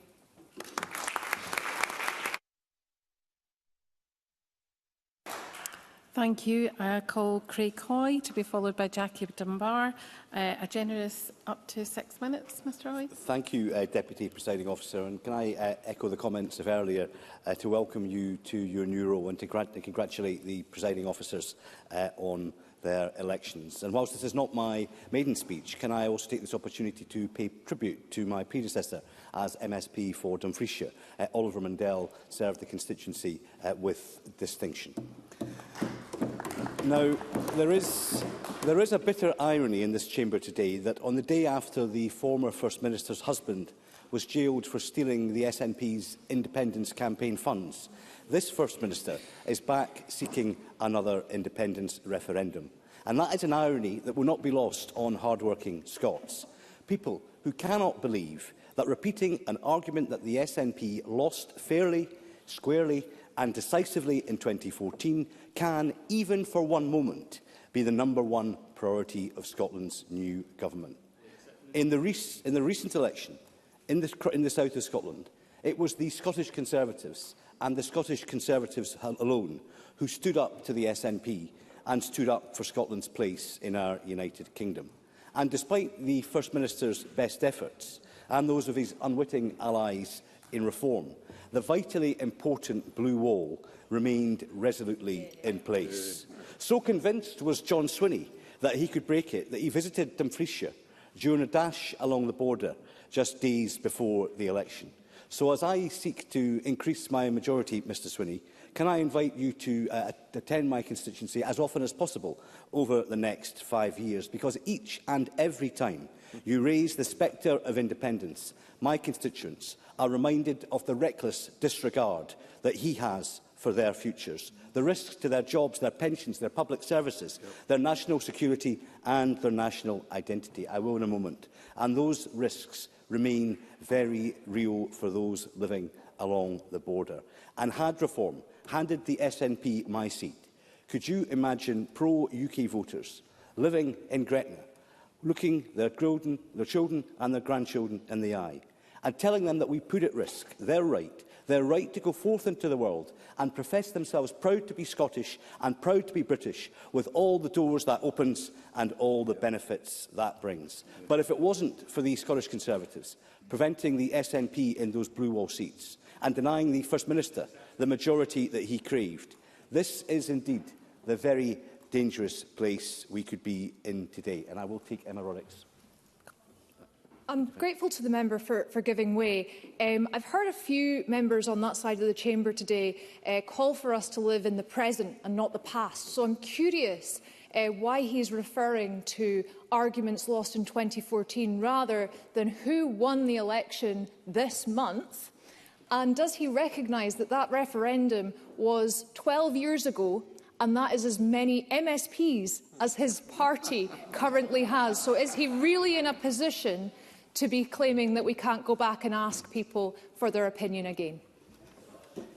Such is the complacency of the member that she doesn't realise her party lost 400,000 votes over the last 5 years. And I knocked on 10,000 doorsteps. And let me say, not one person brought up independence. They brought up the state of the roads. They brought up the state of the health service. They brought up the parlous state of the SNP. They brought up corruption in the SNP. But never once did they bring up independence. So I make this appeal to John Swinney today. Why doesn't he ditch his constitutional obsession and fix the mess that the SNP has created and ignored over 19 wasted years? But in this chamber, we are the only authentic voice making this call, because Labour's Sir Keir Starmer is now so weak and so beleaguered that he is incapable of standing up to the SNP. And while Reform claim to be a unionist party, we know that they are weak on the future of the union. Reform promised to be the fox in the henhouse, and after today's contribution from Malcolm Offord, it is clear that the hens have nothing to fear. In fact, after that performance, Lord Offord, I think the hens are probably having a party.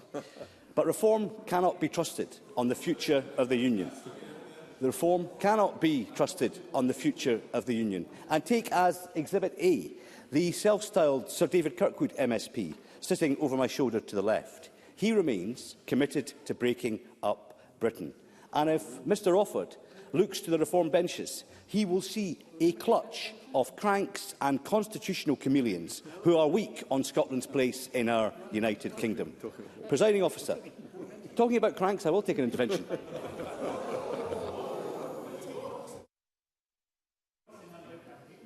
But I would say, considering the attacks that you're putting on us, do you think it's a bit hypocritical, and would you accept that, considering you stood a pro-independence candidate in Shettleston and accepted Lisa Cameron into your benches, it's a tad hypocritical to try and attack people? We're happy to have people who change their mind on independence. I just wish the Tories would do the same. Craig Hoy. I recall Thomas Kerr when he was supporting Penny Mordaunt and Jeremy Hunt before he reinvented himself as the reformed Genghis Khan that he is now. Now, fundamentally,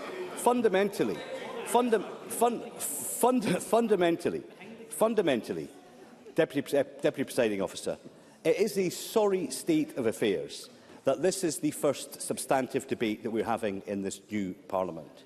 And if anyone beyond this Parliament is actually watching this debate, they will inevitably come to the same conclusion that I reached during the last parliamentary term, that this is a waste of space, First Minister, and this is a blatant waste of valuable Mr Hoy, time. we have a point of order. David Kirkwood. Thank you. Mr Hoy continues to spout the same rubbish that he did all through the campaign. and continues to misrepresent Mr Kirkwood, I appreciate you're a new member, but you need to cite which standing order that you're relying on. If you want to go away, look at the standing orders and come back, we can take you at that time. But I'll take Mr Hoy. Thank you. I was actually finished, Deputy Presiding Officer, but it does give me the opportunity to remind this Parliament that Mr Kirkwood did indeed support independence and continues to do so. Thank you, Mr Hoy. And we're moving on to Jackie Dunbar, who has 7.5 minutes, but we do have time in hand. Okay, thank you very much, Presiding Officer, and can I welcome you to your new role, and can I also add how delighted I am to be returned by the good folk of Aberdeen Donside to their Parliament to represent them. Today's debate is about ambitious for Scotland, and let me start with my simple, greatest ambition for our nation. It's an ambition I have had since I was a bairn, growing up on the farms across the northeast of Scotland where my dad worked. It's an ambition that grew from when I got my first job in a petrol station as a teenager and throughout the 14 years I worked for Tesco's. It's an ambition I wanted for my daughter's future, right from the very day she was born, and continued to grow as I was raising her. It's an ambition I fully saw the need for when I was a councillor representing some of the most deprived communities within Aberdeen. And it's an ambition I will do everything in my power to realise as a member of our Scottish Parliament. That ambition is for Scotland to be an independent country, not just so that folk have a real and meaningful say in shaping and determining their own destinies and those of their bairns and their bairns' bairns, but for the difference it will make when major decisions which have so much of an impact on folks' lives are taken in Scotland for Scotland. Right now, the need for that feels especially obvious in Aberdeen, where decisions taken in Westminster are having such a devastating impact on the city I represent. So let me take this opportunity to talk about Aberdeen and its future, how the SNP Scottish Government is supporting the city to be ambitious, and how the North East has been failed by successive UK governments. When I moved to Aberdeen as a young quine, it was already known as the oil capital of Europe. The industry reached into every community, and just about everyone had a family member or friend who worked on the rigs. For me, it was my long-suffering partner who would often go offshore, and today, decades later, it's my daughter who now goes offshore when needed for her work. Oil and gas, and now energy more generally, has defined Aberdeen throughout all of that time, and it has treated us well. Yes, there's been downturns, and sadly there have been tragedies, but for the most part, oil has meant prosperity for the North East of Scotland, and oil and energy have become a part of the city's identity. But oil is finite, and even before there was any suggestion of phasing out oil, and long before the windfall tax started forcing out oil companies, Sorry, I'll take an intervention from Rachel Hamilton. Thank you, Presiding Officer.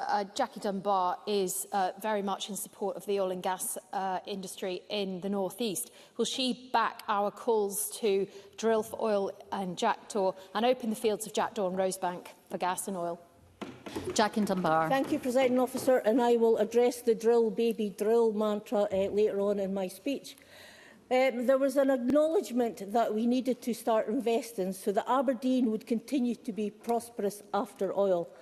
I remember having those conversations as a councillor nearly 20 years ago, and the hope that we would see that investment made during prosperous times, so it was there to see us through when it was needed. Unfortunately, in those 20 years, we've seen the financial crisis, austerity, the oil price crash, the vote for Brexit, the pandemic, actually leaving the EU, and then when the oil price finally picked back up, the windfall tax was introduced, and with that, investment started moving elsewhere. Now, there's a lot of great work being done by the business community in the city to diversify our economy and to build us up as a hub for renewables, which has been supported by the Energy Transition Zone, by Aberdeen and Grampian Chambers of Commerce, by many others, and by the Scottish Government's £500 million Just Transition Fund. But so much of that work is being undermined by the Energy Profits Levy. So let me share some of my ambitions for Aberdeen. One of those ambitions is perhaps rather lofty. We'll take Mr. Liam Kerr. I'm very grateful. Could the member confirm that the SNP not only wanted a higher energy profits levy without the investment allowances that the Conservatives brought in? Jackie Dunbar. That was history that we then went on. I'm actually surprised that it was the member from North East, Liam Kerr, that asked me a question and not his counterpart, but I can't see him there today. Maybe he's not getting on with a day job, but out trying to find another day job.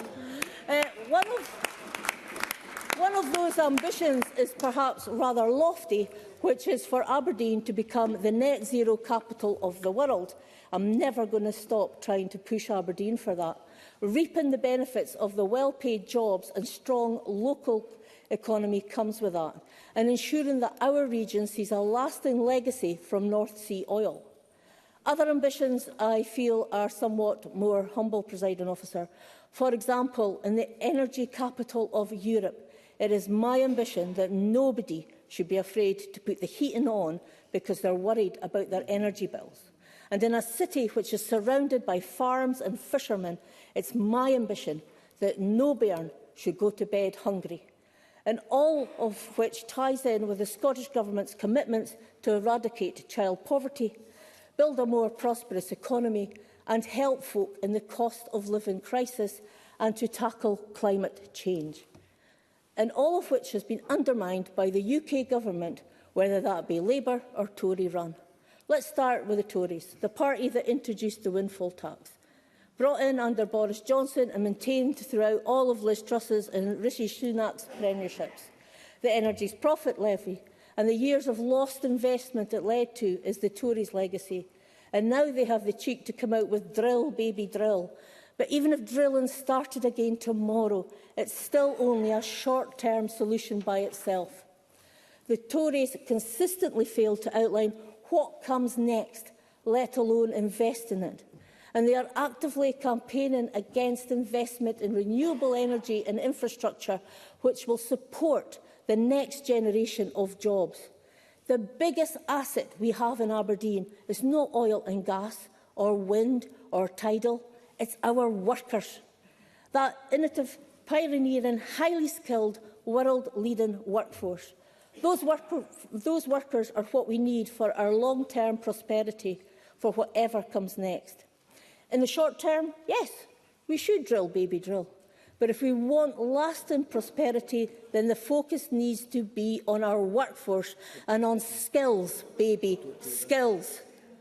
Then we have Labour, who have increased and extended the windfall tax, not just now, Mr Kerr, who have increased and extended the windfall tax, and who now want to close down Aberdeen's biggest industry altogether while opening the doors to Russian oil. Thousands of energy workers are being portrayed by the Labour Party, regardless of who is in charge. The UK Government has failed to match the Just Transition Fund, failed to fully back the Acorn project, failed to fix the windfall tax, failed to invest in renewables, failed to invest in the North East, failed to support oil and gas workers, and failed to bring down energy bills. What can I say? The UK is a failing state. So let's be ambitious. Let's do better. Let's give ourselves and our country a fresh start with independence.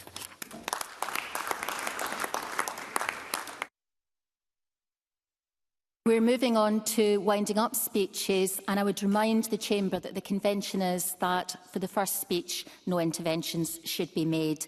Duncan Dunlop.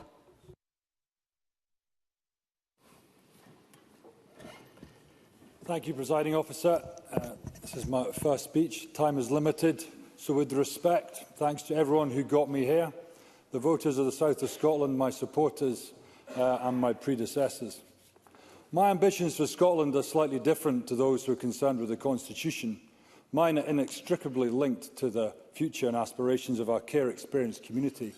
Those are our children and young people who spend time in our foster care system, residential care, kinship care, who are looked after at home, secure care and have been adopted. There are approximately 13,000 of these children and young people in care today. They are the responsibility of the state. I have worked with care experienced people for the last 30 years. I've been an expert independent advisor to the New Zealand and UK government on care system reform and led the charity here for many years, called Who Cares Scotland. A good friend of mine, Tony MacDonald, he was a care experienced young guy and spent most of his time, his childhood, in care. When he was 12 years old, he recalled wanting to go home and visit his mum, as he went to the phone in the corridor of his children's home and called her. But Tony's mum had her own struggles. She said, "Nah, Tony, can't cope this weekend." Tony felt the pain of rejection. The shame that came with that is the most corrosive feeling of all that quickly turned to anger. He slammed down the phone and very quickly he was restrained by 3 adult members of staff, pinned to the ground with such force that they ruptured his gut on the doorstep. He was held there for 20 minutes. Tony would recall in later years, "How did they see me as a threat? I was a wee boy. I just wanted a cuddle. I wanted to be held, to be told I mattered and that I was loved." The state would go on to spend over £1 million not loving Tony through his childhood. And an unloved child can quite easily turn into an angry young man. Unfortunately, that's what happened to Tony. He would spend 3 months after his 16th birthday, he was sent to prison where he would spend most of the next 6 years. But there's hope. Tony's mum, remarkably, turned her life around, and she gave inspiration to Tony to do the same. And after he'd spent 18 months in rehab, I'm proud to say I employed him. And I employed many other care experienced people too, like Tony, brilliant, inquisitive, intelligent young people who are born the same as any of us. They have the right to claim and expect to be claimed and loved. And many remarkable people in Scotland do just that. But there are those, and I'm afraid it's nearly half, who are not claimed, who are left alone. For them, life is difficult. In fact, the personal and societal cost is tragic. If in this Parliament we want to make change, if we want to halve the adult prison population, then transform care. If we want to cut by 1/3 our rough sleeping population, then transform care. If the scourge of Scotland, which is drugs deaths, which is debated in this chamber often enough, then we need to transform care. The reason this is galling is not just that we spend £1 billion a year on not really looking after these children as well as we could. It's that 10 years ago, Tony MacDonald shared his story along with 1,000 other young people to the First Minister of the SNP government at the time, Nicola Sturgeon. She was affected. She said, "I commit to ripping up this system." She commissioned a care review which led to the promise. And to a large degree, I'm stood in this chamber today because that promise is unfulfilled. It has not got a transformational action plan years on. We do not know what should start, what should stop. We are told it's culturally difficult on the front line to make change. To anyone in this chamber who's worked outside of politics, when someone says there's a cultural problem, you know you have a leadership problem. It is time for change. But the reality of this is more stark. This is a crisis because too many people have died since promises have been made.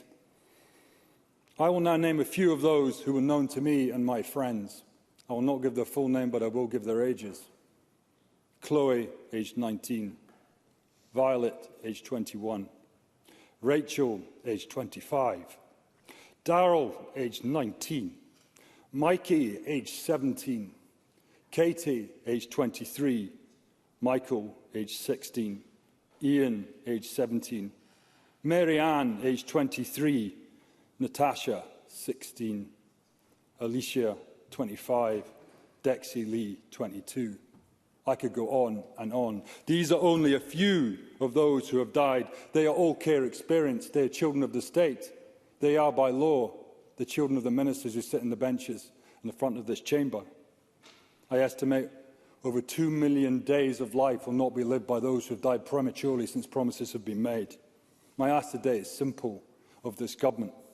Commit to publishing the premature death rates of all care-experienced people. We have a moral responsibility to know, but we also then have a baseline to know if we are making progress. What parent doesn't know if their child is alive? I will work constructively to improve this system because, for me, this is a national emergency. It may well be endemic and become normalised, but it must change. So I thank you.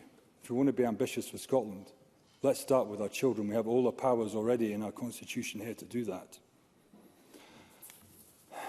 I dedicate this speech to Tony MacDonald. He also died in an accident on the 2nd of September 2022. Thank you.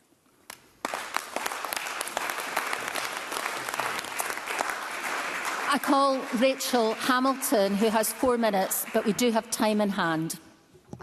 Thank you, Deputy Presiding Officer. I'd like to welcome you to your role, and I'd also like to welcome everybody during their maiden speeches today. I do remember back in 2016 making mine, and it is quite a daunting thing to do. I am disappointed today by the SNP's motion, or the first debate, because it fundamentally fails to recognise what the Scottish public so desperately want their government to be focused on. And today it seems we have drawn the dividing lines between unionism and nationalism. And voters of all political persuasions are saying to me that they wish their government would focus on the things that matter. And all of us have spoken about that, no matter the topic of independence, such as lowering, staggering and rising bills, helping people to keep their businesses afloat by dealing with the non-domestic rate revaluation, improving educational standards, stamping out violence in schools, dealing with crime, stopping crime and ending the relentless obsession with fringe issues which we spent most of the last session arguing about. And these should be our priorities, whether we are a unionist or a nationalist. But Russell Finlay has already said that he was surprised that this is what we start talking about as our first debate on independence. We've had that debate. We had a vote. There was an 85% turnout in 2014, and the public expressed their opinion clearly. Now, during the last parliamentary session, the SNP claimed that the SNP majority in the Holyrood election would be a mandate for independence. They claimed that a pro-independence majority would give them the right to further pursue an independence referendum. And their friends in the Greens, who also agree with letting prisoners out of prisons, will return to this Parliament with a tally of votes that reduced by 400,000, something that none of them have actually talked about today. And whilst the support for unionist parties actually barely changed. Yes, I will. Lloyd Melville. Thank you very much. It was just to ask her whether she really believed that the 12 disciples of Toryism are really the best arbiter of public opinion following their drubbing. Rachel Hamilton. I would say back to Lloyd Melville that I'm very proud of the blue wall that has maintained and stopped an SNP majority, I would have to say. And it was my win and the win of my colleague Finlay Carson and Craig Hoy that has absolutely scuppered the chances of the separatists. Presiding Officer, the SNP simply have not managed to reach their goal, have they? And I'm a bit surprised at Reform as well, because Reform failed to put forward an amendment to the motion, and clearly they're just letting the SNP off scot-free. That's on top of letting them take a number of seats across Scotland too. Now, the Scottish Government already have huge devolved powers in health, education, justice, housing, transport and some parts of taxation. We are one of the most powerful parliaments in the world, and I'm proud to be part of that and proud to be re-elected here. But they are demanding more powers. We've heard it before. Why don't they use the current ones, Deputy Presiding Officer? Why don't they give businesses certainty or, deal with the unresolved question about currency and central banking and public finances and borrowing powers and all the rest of it, the questions that they can't even answer about regulations and pensions? Who wants to intervene? Yes, go on then, Alan Brown. Intervention. We've already heard the argument that this is one of the most powerful devolved parliaments in the world. Sadly, it's not even the most powerful devolved Assembly or Parliament in the UK.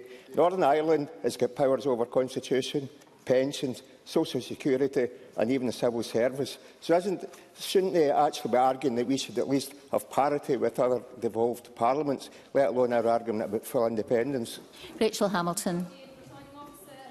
Alan Brown thinks the grass is greener, but he can't even deal with his own lawn. Isn't that a shame? Can't even get the number of GPs that we need. Promise drop-in clinics, presiding officer. Oh dear, there's an 6-hour waiting list, according to an FOI, in their trial clinic, and they can't even get GPs to fill them. Oh dear, I think Alan Brown's got a lot to learn in this place.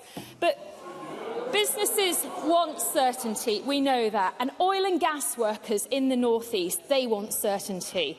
And I'm really pleased that Jackie Dunbar has said that she agrees with drill baby drill, and Liam Kerr, my colleague, was very pleased about that. So we'll make sure that we tell the voters in Aberdeen South that the SNP will agree with the drill baby drill. So we do need to support our NHS. We need to reduce crime. Presiding officer, the Scottish Conservatives will always stand against the SNP's obsession with independence. We just hope the other unionist parties will join us. Thank you.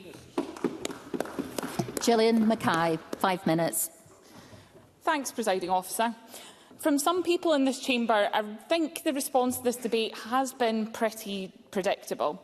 Not just the earliest mention of Paisley ever from George Adam, but the usual old cliches about independence. For anyone who did have their bingo card out, we had 7 mentions of division, 5 that we have an obsession, and we were called separatists at least 5 times. The unionist parties are in severe need of new patter, as Rachel Hamilton's just shown us, as well as credible arguments. Many across the chamber have mentioned really serious issues that we need to work together to achieve. The NHS, schools, the cost of living crisis. We absolutely need to see the NHS put on a sustainable footing, making sure that patients have the appointments they need and that we look after our staff. We need to see more ASN teachers and support staff into our schools, reduce class sizes and tackle teacher wellbeing and workload. We need to make sure that we insulate homes, move to sustainable ways to heat our homes and support those living in fuel poverty. But I'm a bit sad that many of my colleagues lack so much ambition that they don't think we can do more than one thing at once. As Ross Greer said, the mental gymnastics have been incredible. The issue of mandates would have been amusing had it not been so duplicitous. Labour have said their 24 mandate was against the referendum because of their vote share, but are happy to ignore mandates here. From what I followed of Lord Offer's contribution, he tried to break down the numbers from IndyRef. His former party took Scotland out of Europe against its will, and the mandate for that? Well, on a turnout of 72.2% of registered votes, 51.9% voted Leave, 48.1% voted Remain. That means, by his logic, only 37.3% of people voted for Brexit. No mandate at all, even by his standards. What we haven't heard from any party opposed to independence is how Scotland gets to have its say. The youngest people who voted in the referendum in 2014 are now in their late 20s. And I hate to break it to some of the new MSPs in here, your late 20s is hardly young anymore. Hundreds of thousands, this is from a formerly young person, hundreds of thousands of young people have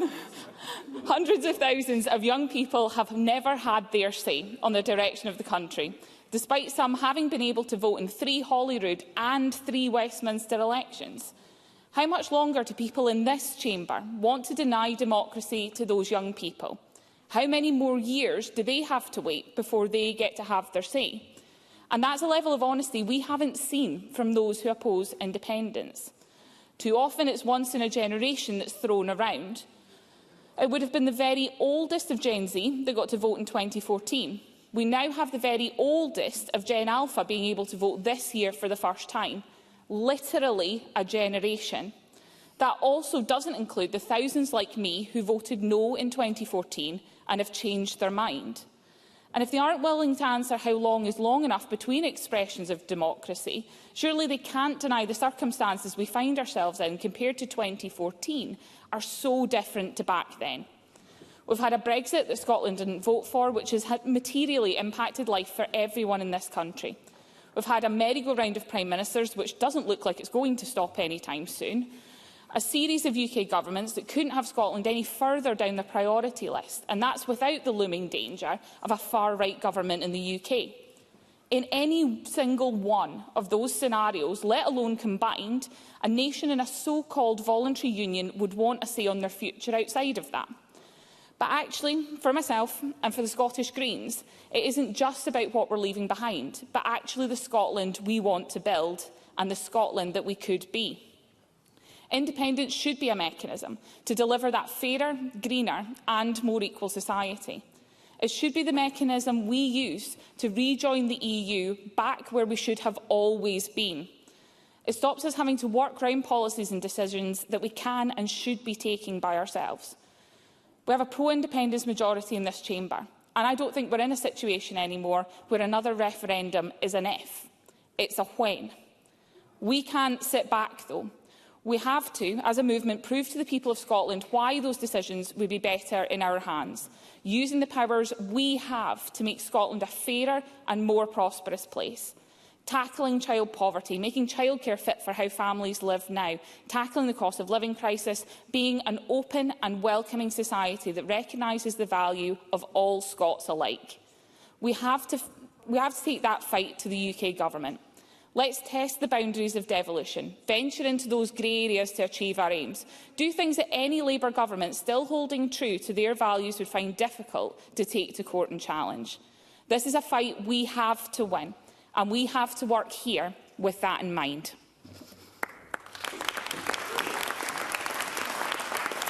And for a first speech, Julie McDougall.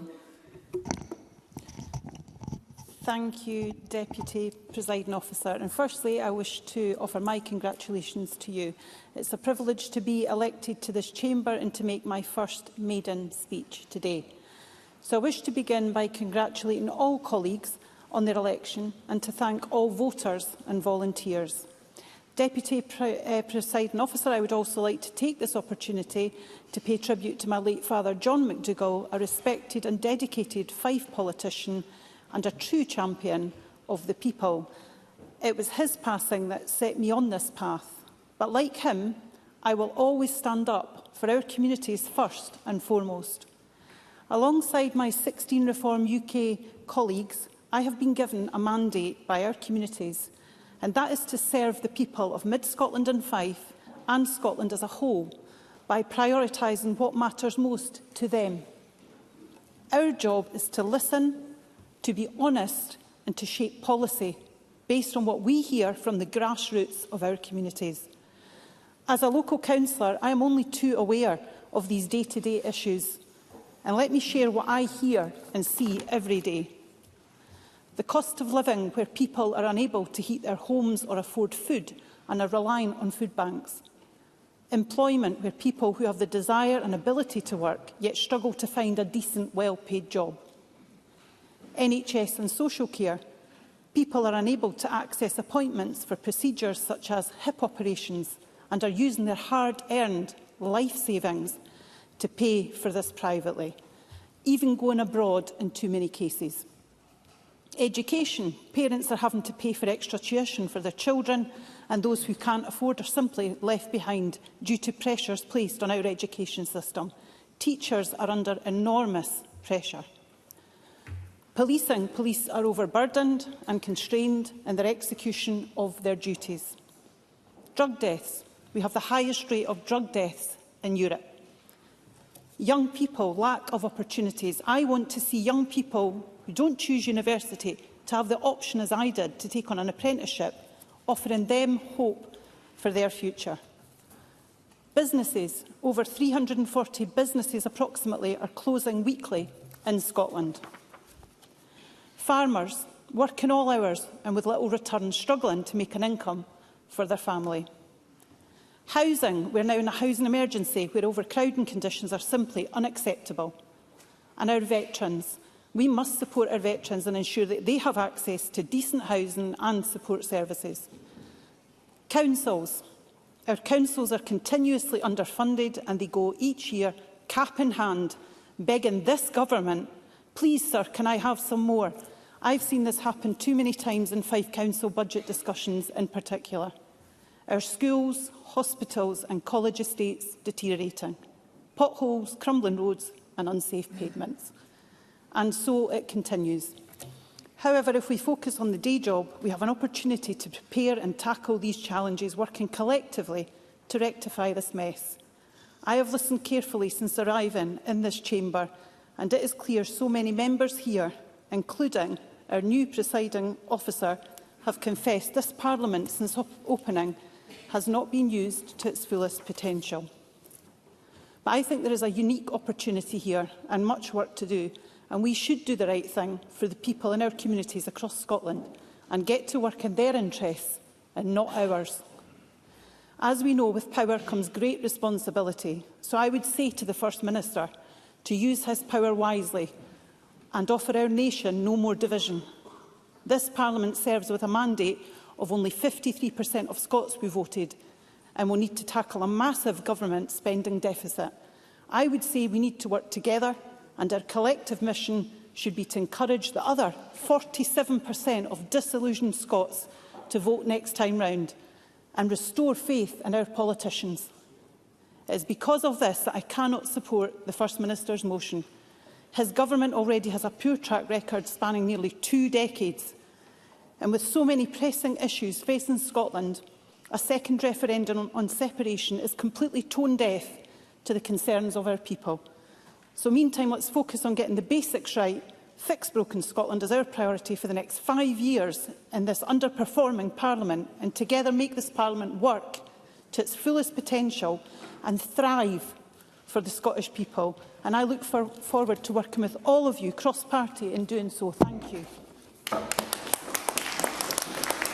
I call on Jackie Bailey, who has 5 minutes, but we do still have time in hand. That's good to know, Deputy Presiding Officer. Can I start by commending all the MSPs who made their maiden speeches today? I don't agree with all of the content, I have to say, but I very much welcome them to this Parliament. So Kate Campbell, Donald McKinnon, Lloyd Melville, Patricia Gibson, Senga Beresford, Alex Kerr, Julie McDougall, Michelle Campbell, Kayleigh Kinross O'Neill, and of course Duncan Dunlop, who I thought made an excellent speech that reminded us why we are in this place.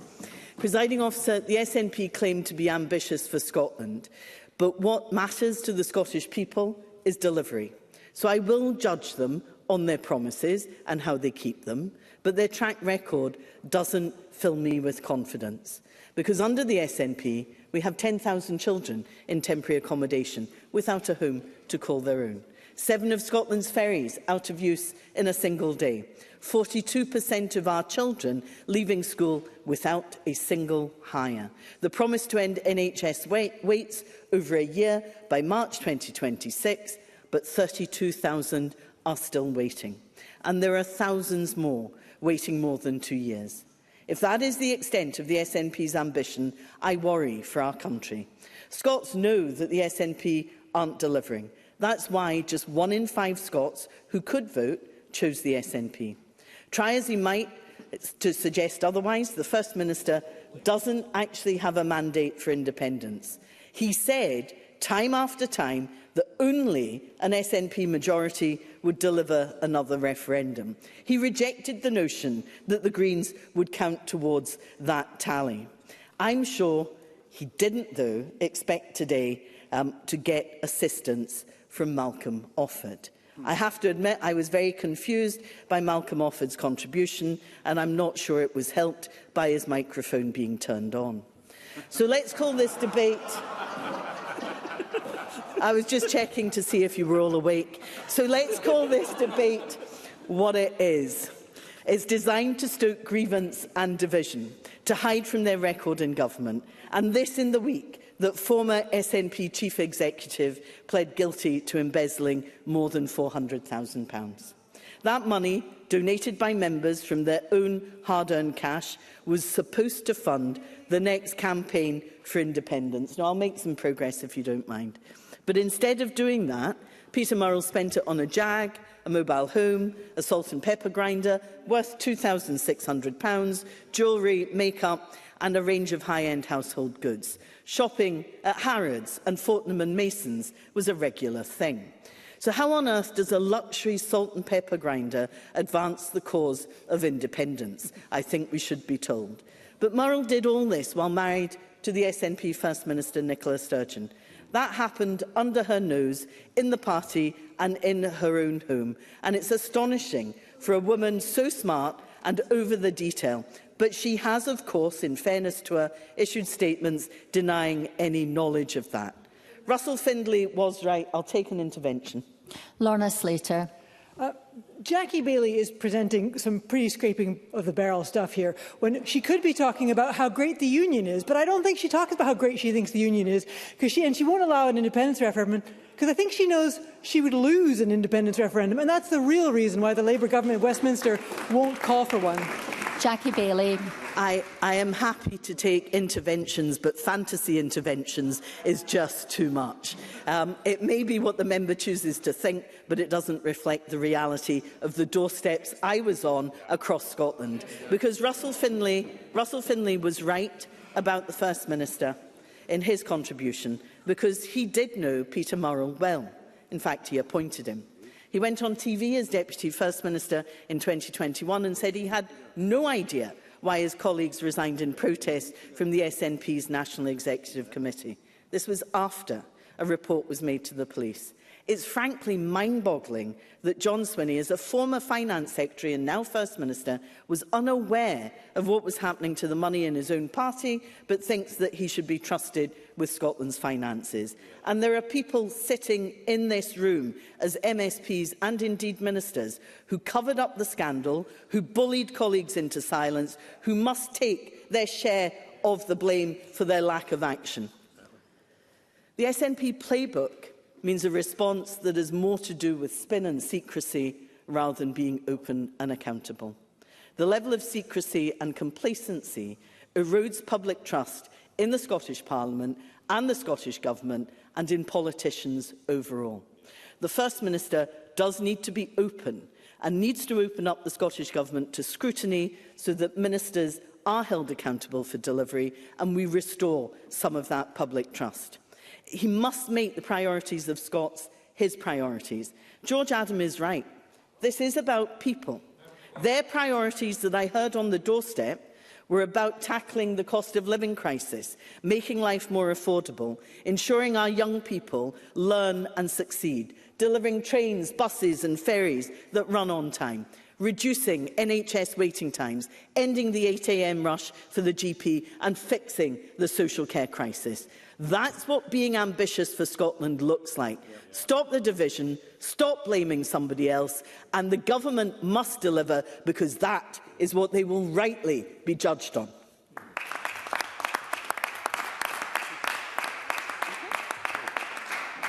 I call on Jenny Gilruth to wind up on behalf of the Scottish Government. Thank you, Presiding Officer. This is my first contribution in the Parliament since the election, and I therefore wish to begin by placing on record my gratitude to the people of the Mid-Fife and Glenrothes constituency for re-electing me to serve them in our national Parliament. It is a privilege for all of us to serve in this place, and that privilege was deepened in my new role as Deputy First Minister, and I am sincerely grateful to the First Minister for the opportunity to serve my country in this capacity. And I know that I speak on behalf of the entire SNP parliamentary group when I say a heartfelt thank you to John Swinney for his leadership throughout.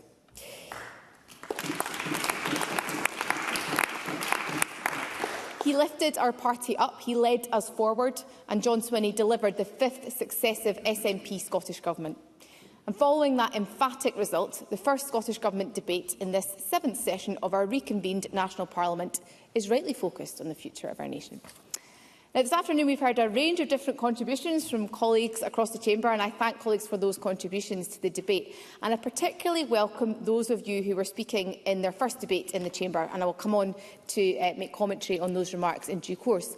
But at the start of this debate, the First Minister set out this government's priorities, creating a prosperous, secure and a fairer country. And those missions aren't just our priorities, these are the priorities of the people of Scotland. They reflect the issues that came up time and again on the doorsteps throughout the election. And as the First Minister put it, this was a cost of living election. On the doorsteps, I'm sure every single MSP heard that clearly. The food shop, energy bills, even just being able to afford the journey to work. People told us they wanted a government who will be on their side.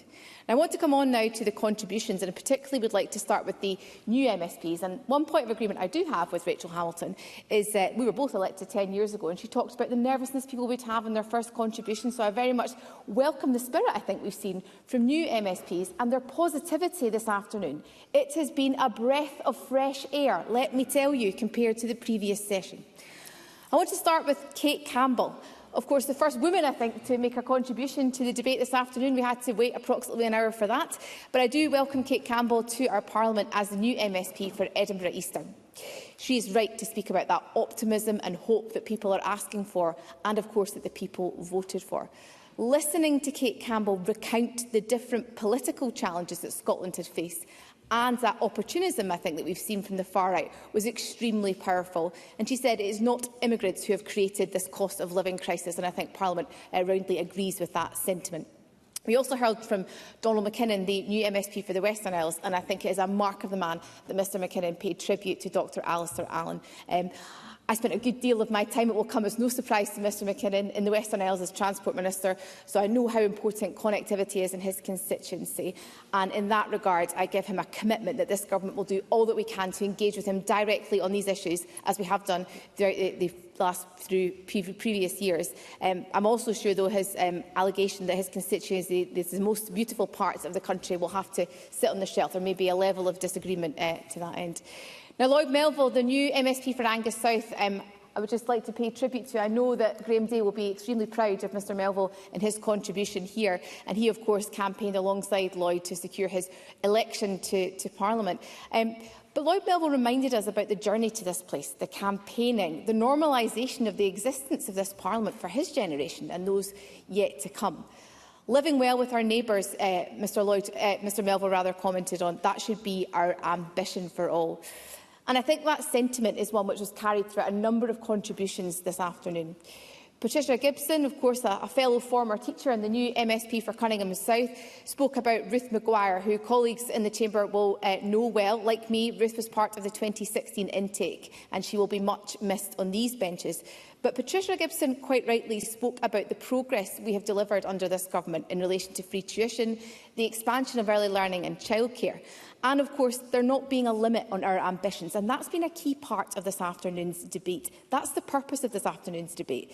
We know that the status quo is not as good as it gets. The people do, as Patricia Gibson quite rightly observed, have a right to choose their future. They should have an opportunity to express their views on the country's future. We heard, of course, from a number of new MSPs, Senga Beresford from Reform, and I welcome her to her place. I'm afraid I'm not going to agree with her characterisation of Scotland's education system, but I can agree with her on a point that she made in relation to the Scottish people, because she talked about them making their priorities clear. And of course, this is now a Parliament with the largest ever majority support for independence. So I agree with Ms Beresford on that point. She might not like it, and we can agree to disagree on those matters, but it simply cannot be wished away. We heard too this afternoon from Alex Kerr, now the new MSP for Hamilton, Larkhall and Stonehouse. And again, I just want to pay tribute to Mr Kerr. For those of us on these benches, we are sincerely proud that Christina McKelvey's constituency is once again represented by an SNP MSP.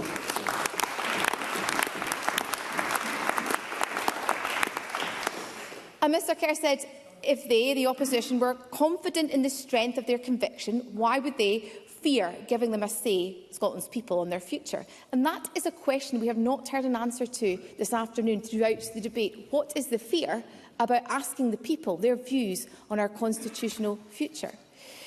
I move now to Michelle Campbell, a fellow Fifer, and of course who replaced Natalie Dawn Innes in this place, my former Minister for Children and Young People, who again will be much missed from the Chamber. But Michelle Campbell brings with her a wealth of experience to the Chamber from her time as a nurse, which this Parliament will benefit from. But she also brings that political experience because, like so many people since 2014, she has changed her mind. And you're allowed to change your mind, Presiding Officer, on who you vote for and the constitutional position of this country. And in a voluntary union, people should be able to change their minds. So just as Michelle Campbell did, the Government puts forward a proposal today to ask again to run that referendum, to ask the people to give their views on Scotland's future. Kayleigh Kinross O'Neill, now I do actually feel quite old because I think Miss Kinross O'Neill was a couple of months old, she said, in 1999, but I do welcome her youthfulness to this place nonetheless. And she spoke really powerfully about her own personal experiences, about barriers, and she drew a strong analogy between the barriers she's faced and those that Scotland faces today. And I know that she will bring her powerful experience to be a strong advocate for her community in this place, and I expect to be held to account on those points in the coming months, Presiding Officer. Now, we heard, of course, from Paisley's MSP, George Adam. He is back. And, of course, these benches are delighted to see that. He spoke passionately about the negativity in the election campaign from some corners. And I have to say that from some members of the Chamber of the Opposition, we've heard that continue this afternoon. But George Adam also spoke about belief, fairness, that opportunity to drive improvement. We want to build a country to unlock Scotland's real potential. What's so wrong about that, Presiding Officer? What is the fear that's holding Scotland back? I am mindful, Presiding Officer, of time. It would be remiss of me not to mention the contribution from Duncan Dunlop. Now, many colleagues across the Chamber will know Mr Dunlop from his advocacy and work through Who Cares, but his work on behalf of the care experience community is admirable. I know that he will use his experience again to hold the Government to account, but I thought he spoke really powerfully today, particularly on behalf of a young man, of course, who he spoke about in great detail, and I give way to Mr Dunlop. So I would thank you, Cabinet Secretary, for giving way. I would ask if you would commit to recording the premature deaths of all care experienced people. Thank you.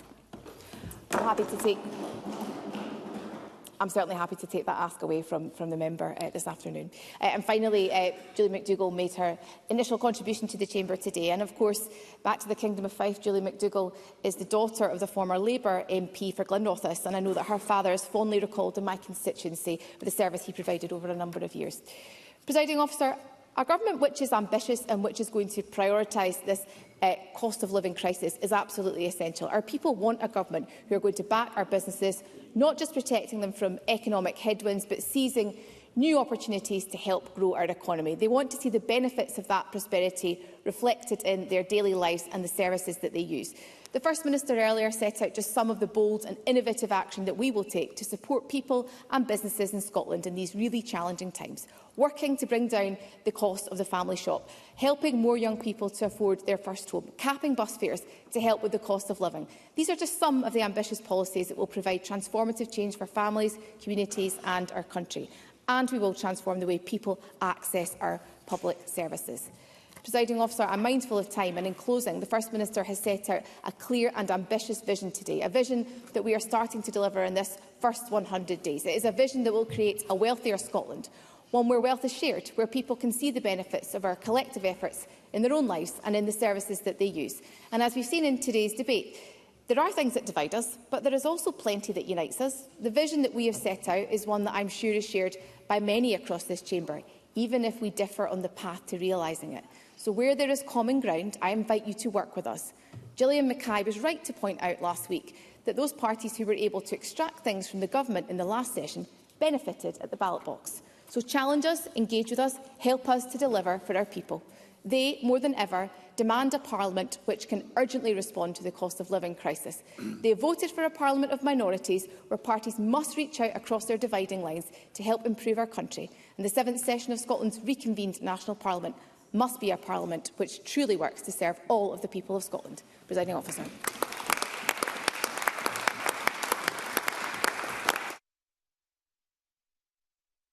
Thank you, and that concludes the debate on Ambitious for Scotland. The next item of business is an urgent question in relation to Peter Murrell. As Mr Murrell has still not been sentenced, the hearing is scheduled for 23rd of June. The case remains active for contempt of court purposes and the sub judice rule is engaged. However, Given Mr Mull has pled guilty, there will be no jury trial evidence and sentencing will be overseen by a judge. The risk of prejudice to the proceedings and contempt of court as a result of commentary in Parliament is significantly reduced. Therefore, given public interest in this matter and the low risk of contempt, I exercise my discretion to allow the question and permit discussion in the Chamber. Reputationally, in order to respect the role of the courts, the principle of comity and separation of powers, I expect members not to comment on Mr Murrell's sentencing, i.e. how long he should be sentenced for, etc. Members who wish to speak should press their buttons now and ask short, succinct questions, if chosen, with answers to match. I now call Rachel Hamilton. Thank you, Presiding Officer. To ask the Scottish Government what assessment it has made of the impact on public confidence in political institutions in Scotland following the guilty plea entered by former SNP Chief Executive Peter Murrell in recent court proceedings. First Minister. Presiding Officer, Peter Murrell's guilty plea yesterday confirmed that the Scottish National Party, the ordinary members of my party, were embezzled out of hundreds of thousands of pounds of funds. His admission reveals a terrible breach of trust and an overwhelming betrayal. As Assistant Chief Constable Stuart Houston of Police Scotland said yesterday, this was a lengthy and extremely complex case due to the scale of criminality over a 12-year period and the lengths Peter Murrell went to try to cover his tracks. There has been an extensive police investigation into this matter over several years, during which every relevant aspect has been pored over by the authorities, and this has led to a guilty plea for the person responsible. I hope the fact that Peter Murrell is now facing the consequences of his actions can provide the public with some confidence that no matter who you are, the police and Scotland's courts will act with integrity and impartiality in all cases. Rachel Hamilton. Thank the First Minister for that answer. Presiding Officer, let's spell out what happened here. In 2021, Nicola Sturgeon denied that there was anything untoward in the SNP's finances. Months later, Police Scotland opened a formal investigation, and in April 2023, a tent was erected by Police Scotland in Nicola Sturgeon's family home, and Peter Murrell was arrested.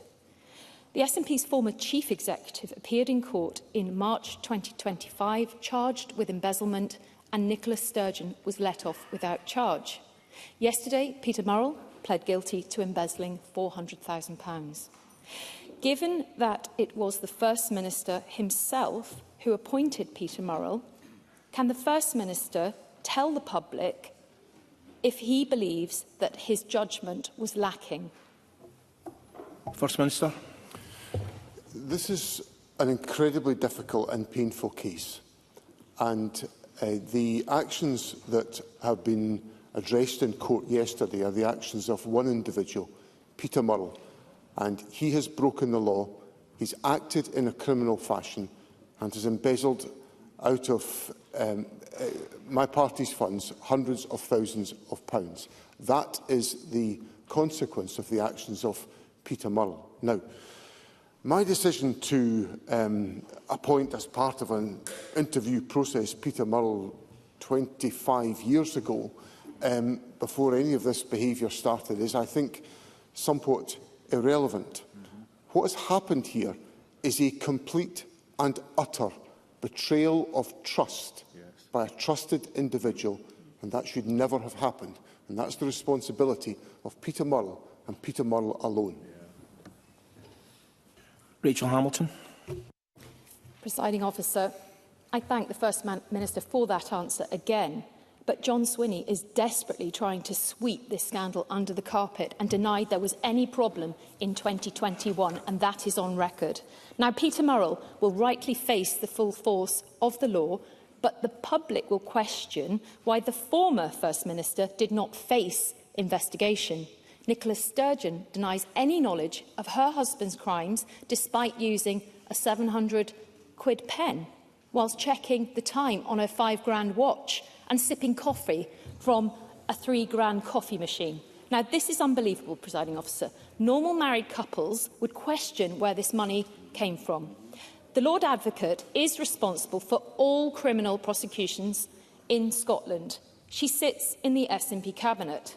Can the First Minister tell the Chamber whether the Lord Advocate will publish the reasons why the Crown Office did not pursue charges against Nicola Sturgeon. First Minister. I think we're getting into incredibly inappropriate territory here in Rachel Hamilton's question.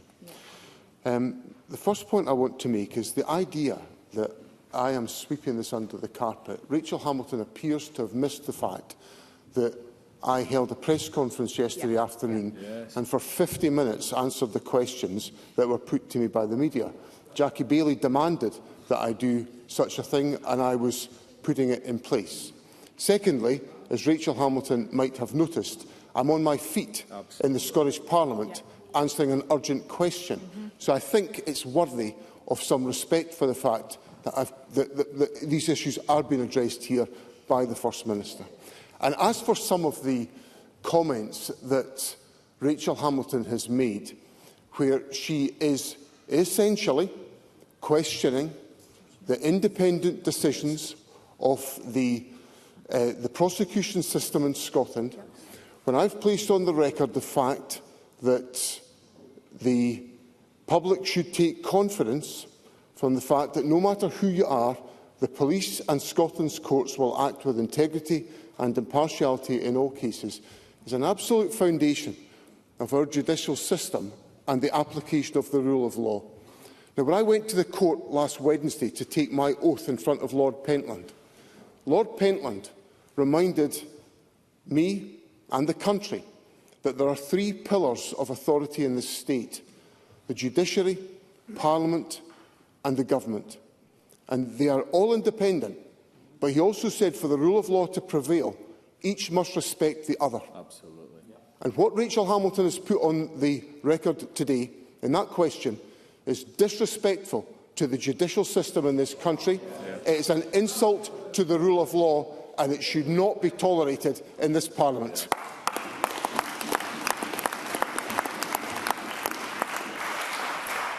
Jackie Baillie. Thank you very much, Presiding Officer. We have warned consistently about the rotten culture of secrecy and cover-up at the heart of the SNP government. We've seen this during the Salmond inquiry, the legal challenge to the Information Commissioner, and at its most extreme, the embezzlement of SNP supporters' money. A complaint was made to the police about the SNP's finances in March 2021. In May that year, John Swinney appeared on the Sunday Politics show and said he had no idea why the party's treasurer resigned. In June, Nicola Sturgeon said money hadn't gone missing and there was nothing to see here. I'm not sure if any of that reflects the truth. So, Presiding Officer, can I ask, how can the public trust John Swinney when he is the man who is the architect of this culture of secrecy? Presiding Officer. Well, we really are in the depths of it all today with that question from Jackie Baillie. So let me just walk through some of the points that Jackie Baillie has raised today. The first point I want to make is this, that Jackie Baillie has, on the first sitting day of a debate, questioned my integrity and my truthfulness. Jackie Baillie spent the best part of 5 years in the last Parliament questioning my integrity and my truthfulness. And I invite her to look at the election results and see how far it got the behaviour of the Labour Party. And if there's anybody that epitomised that whole smearing of people's characters, Jackie Baillie is at the front of the queue of the last Parliament, and I would have thought she might have learnt the lessons before she came in and started doing it on this occasion today. In addition to that point, the issue that is at the heart of this case is about deception and criminality. That is the responsibility of Peter Murrell. That is what this case is about, deception and criminality. That was highlighted in the statement that I've already made in quoting from Police Scotland. But let me give the Chamber another extract from the Police Scotland statement. It talks about how there was an attempt between 2010 and 2022 to carefully hide his criminality with false receipts and accounting. That is what deception is about.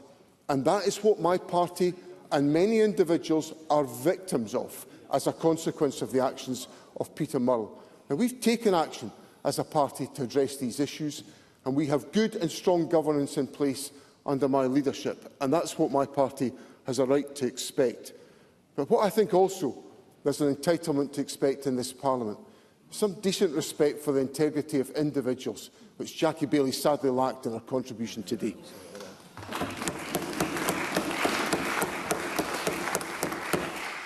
Alex Cole-Hamilton. Thank you, Presiding Officer. Presiding Officer, Nicola Sturgeon stated yesterday that she knew nothing of the £125,000 camper van parked in her mother-in-law's drive until the police informed her of it. Yet an SNP source quoted in the Daily Record the week it was seized passed it off as a legitimate SNP resource for a COVID election, describing it as, and I quote, a mobile campaign room. I hope that Police Scotland have unravelled the inconsistency of those two positions. Presiding Officer, if we are to believe the narrative account of the former First Minister that this was not a criminal conspiracy, then it follows that this was, in fact, a catastrophic failure of financial oversight. So can I ask the First Minister, if his party leadership cannot steward the accounts of the Scottish National Party, why on earth should our constituents trust them with the finances of our nation? First Minister. I don't think it's the place of Parliament to be carrying out investigations that the police have themselves carried out. I think that is if I was to suggest any of that from this place, I would be breaching my commitments in the Ministerial Code. So if that obligation and burden is on me, then I don't see why it is not on Mr Cole-Hamilton and Parliament. And the second point I would make is that the issues that are at the heart of this case, and I made this in my answer to Jackie Baillie, these issues are about criminality. They are about the rules being flouted. They are about the rules being bypassed. That's what the police explanation was about yesterday, that the rules had been bypassed by, and to quote Assistant Chief Constable Houston, an extremely complex case where Peter Murrell went to extraordinary lengths to try and cover his tracks. So the explanation is very straightforward. There were rules in place and they were flouted by criminality. And that is what the police investigation has found, and that is what has been addressed in the courts yesterday. Now, it is incredibly painful to my party to be experiencing all of this and all of the impact of all of it, but we are the victims of criminality, and that's what I make clear to Parliament is the root of this issue today. Stephen Kerr. One of the most damning aspects of all this, and the First Minister should be aware of this, is that Nicola Sturgeon, it's now said, claimed to be cooperating with the police investigation, but her reply to every question was no comment. Does the First Minister have any self-awareness about how all of this looks to the people of Scotland? And one of the things that sticks in the throats of a lot of people is that the trial was supposed to take place before the election, but was mysteriously postponed to a date after the election.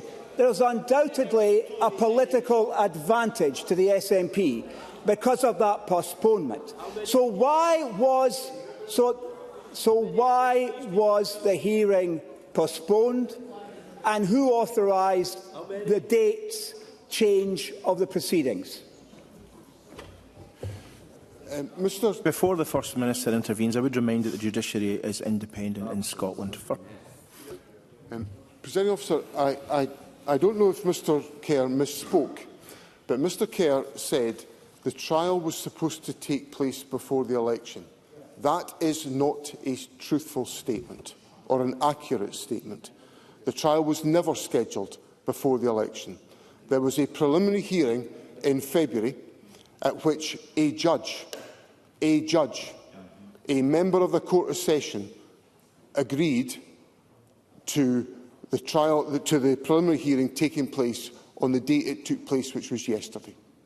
Now, if we as a Parliament, and this is me back to what I said about what Lord Pentland said to the Court when I took my oath last Wednesday, if we start second-guessing and pointing the finger, which is what Mr Kerr has just done, pointed the finger at judges exercising their judicial independence, then we are not respecting the independence of the judiciary.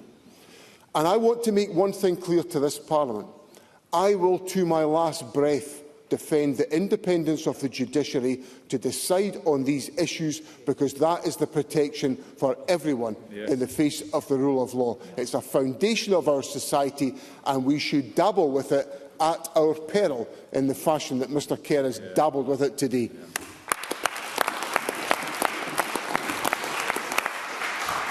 Liam Kerr.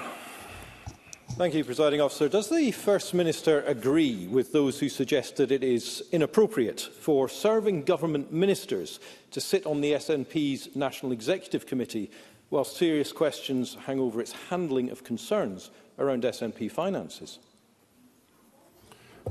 No, because the constitution of my party requires, for example, that I am a member of my party's National Executive Committee.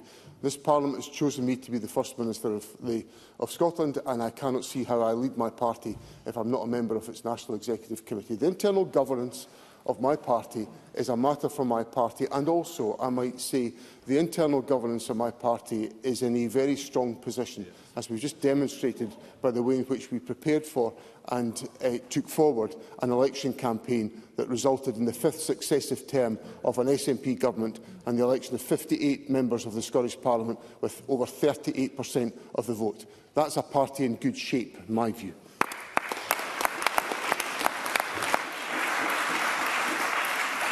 Pauline McNeill. I do agree with the First Minister that we should not second-guess the courts. But does the First Minister agree that how such decisions, such as a trial, are made do matter to the public, and how they view all government institutions and decisions that they make, that not only are they fair, but they must be seen to be so? And the legal process may be at its end, but does the First Minister agree that the accountability for what happened in the first place cannot be ended, not just for the sake of party politics or parliamentary politics, but for the sake of all those whistleblowers and people who challenge institutions in the first place, when it's a very hard thing to do? First Minister. Pauline McNeill knows the justice system well, because she's a long-serving member of the Criminal Justice Committee of this Parliament. Indeed, she and I served on that committee for 12 months in 2023-24. So she will know that the timetabling of individual cases and the possibility of delay is a very, very regular item in court scheduling and court processes. So this is not. So the point I made to Mr Kerr, where he was completely wrong about what he said, was that the decision to defer the hearing from February until May was not some exceptional incident. That happens on a very regular basis. Indeed, I might even go as far as to say, I might be stretching it to say it's invariably the case, but it is very much the case that hearings are delayed. And then when it comes to the question of accountability, well, the accountability here is the fact that an individual has perpetrated criminality at the expense of the hard-contributed donations of my party members, the length and breadth of the country. And Pauline McNeill will know, like me, we both work in voluntary political parties. We know that members work hard to raise money and they make their contributions, and I'm profoundly grateful to every one of them and I'm horrified by what has happened in this case. But the accountability for that is with Peter Murrell, who has betrayed the trust of the members of my party. Graham Simpson. Thank you. Scrutiny is important in this place and it's important in political parties. But scrutiny was shut down in the SNP over its finances, and people were basically told to button it. Nicola Sturgeon said there was nothing to see. Does the First Minister now regret that that approach was taken? First Minister. I don't want to sully the atmosphere tonight, but I don't think Reform UK are in the strongest position to challenge me about financial transparency when Nigel Farage is dodging accountability on a £5 million contribution made to him personally, for which he has not made proper accountability. So forgive me for being a little bit sceptical about people who run into the greenhouse throwing stones around on this occasion. I am the leader of the Scottish National Party, and I can assure Mr Simpson, and this will be vouched for by my colleagues who are here with me today and vouched by party members around the country. I lead an open and transparent culture within the SNP. Last Saturday, our party National Executive Committee met. The members of that executive had in front of them full transparency about the management accounts of my party to the 30th of April 2026. It highlighted the amount of money we were raising to fund our election campaign, contributed by decent members of the party around the country. What we were spending our money on to make sure we could have so many SNP MSPs elected to this Parliament, more than any other party in this chamber. So the party's National Executive had a full, open and transparent account of the way in which the party is run under my leadership, and I'm glad that we were able to confidently look back on a successful election that have been well funded by our party members around the country. And Amanda Bland. Thank you, Presiding Officer. I would like to thank the officers involved in Operation Branchform for their integrity and commitment that led to Peter Murrell's admission of guilt early on in the process. Maybe we can all agree that this is a shameful episode in the history of Scottish politics. I ask the Scottish Government, what internal mechanisms have you and plan to put in place to ensure that this never happens again? First Minister. Well, let me associate myself with the point that Amanda Bland has made about the police officers, because they have conducted an investigation which, in collaboration with the Crown, has resulted in a compelling evidence base being made available to in this case, which has resulted in a guilty plea at the earliest and first possible opportunity. In relation to, I'm not quite sure who Amanda Bland is targeting her question at, but what I will say in relation to the two organisations I have the privilege to lead, in the Scottish National Party, we have very stringent financial controls in place, and as I've just recounted to Graeme Simpson, the transparency to match. And in relation to the Scottish Government, we have, of course, the comprehensive range of financial measures in place to guarantee accountability to Parliament and the public. The Government itself is audited by Audit Scotland. All of the issues are discussed and aired openly by the Finance Committee of the Parliament, of which you, convener, were a very distinguished chair in the last parliamentary session. And I think members are open to scrutiny by members of all political parties. I'm not sure what the composition of the Finance Committee will be, but there is every opportunity for members to scrutinise the public finances of Scotland. And that gives me the opportunity to make it absolutely crystal clear, in case anybody is in any doubt about it, that the issues that affected the court process yesterday affected the funding only of the Scottish National Party and not public funding in relation to the Scottish Government. So it gives me, Amanda Bland's question gives me the opportunity to state that clearly on the record.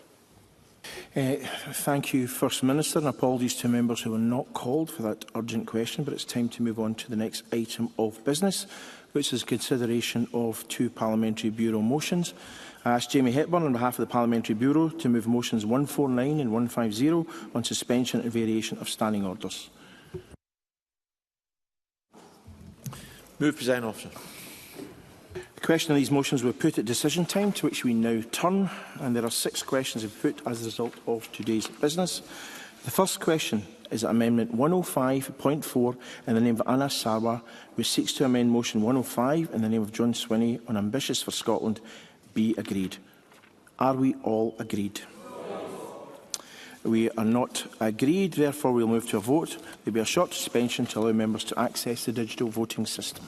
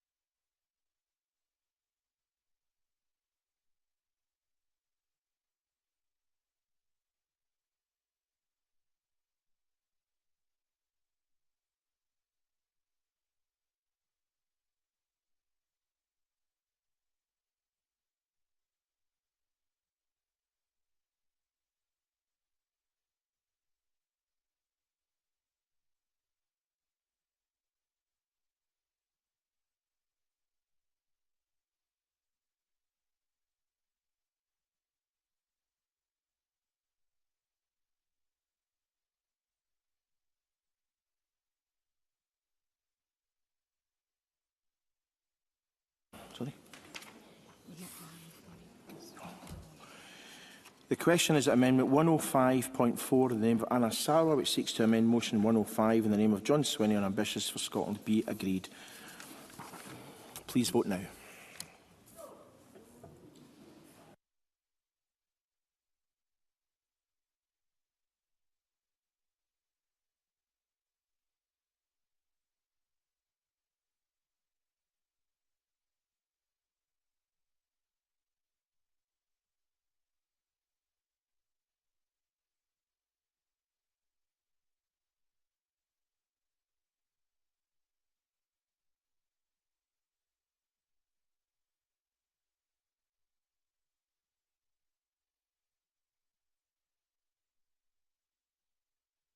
The vote is closed.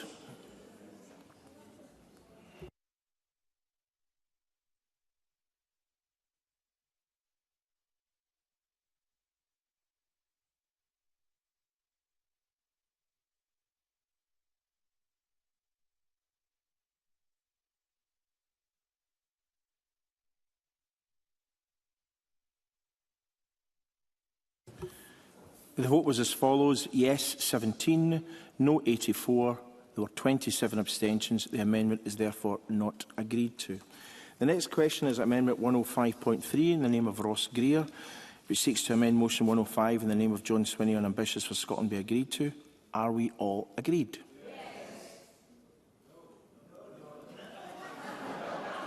Waking up. The amendment is not agreed to, therefore we'll move to a vote. Members, please cast your votes now.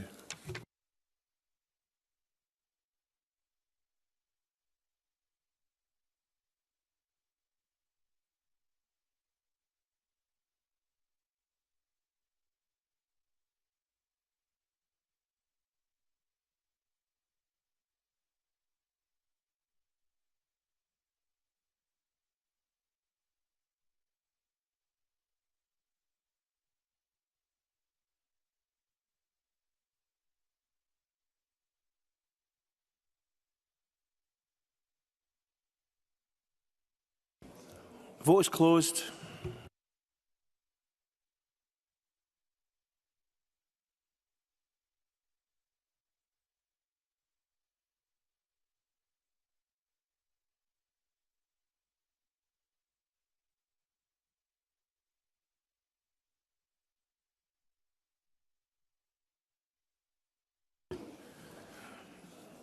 Voting is as follows: yes 72, no 56.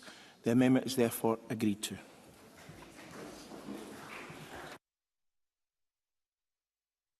Next question is Amendment 105.2 in the name of Russell Finlay, which seeks to amend Motion 105 in the name of John Swinney on Ambitious for Scotland, be agreed to.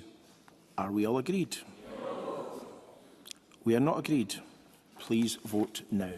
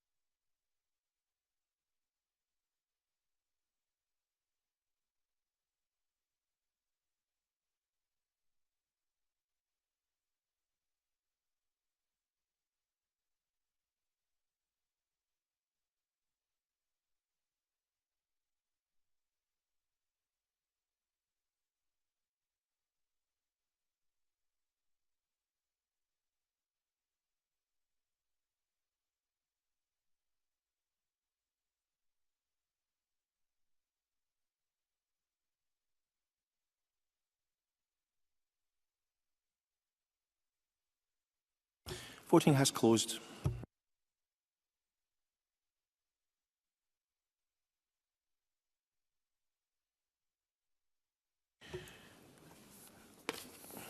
They voted as follows: yes 28, no 89, and there were 11 abstentions.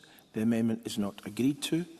We therefore move to the next question, which is Amendment 105.1 in the name of Alex Cole-Hamilton, which seeks to amend Motion 105 in the name of John Swinney on Ambitious for Scotland to be agreed to. Are we all agreed? No. We are not agreed. We move to the vote.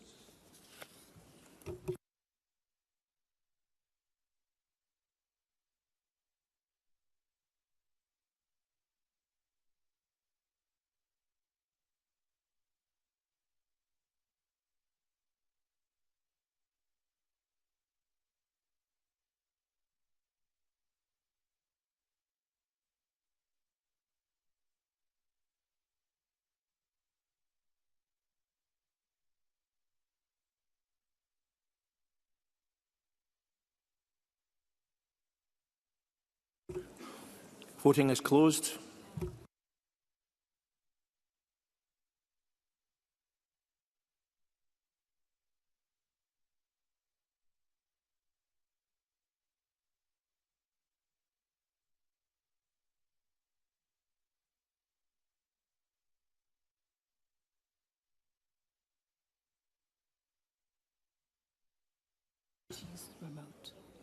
Point of order from Yipe Chowturvey.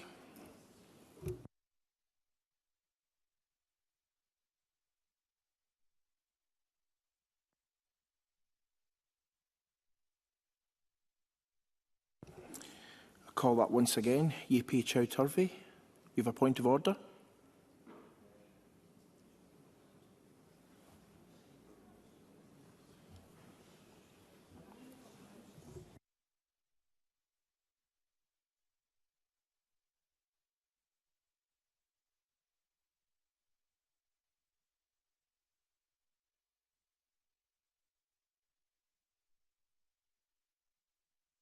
We have no video or audio, so I'm afraid that vote won't be counted.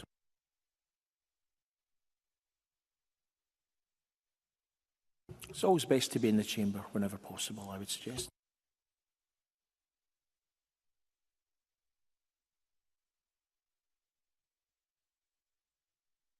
Voting is as follows. Yes, 9, no, 84. There were 34 abstentions. The amendment is not agreed to. The next question, therefore, is that motion 105 in the name of John Swinney, as amended, on Ambitious for Scotland, be agreed. Are we all agreed? Yes. We are not agreed. Please vote now.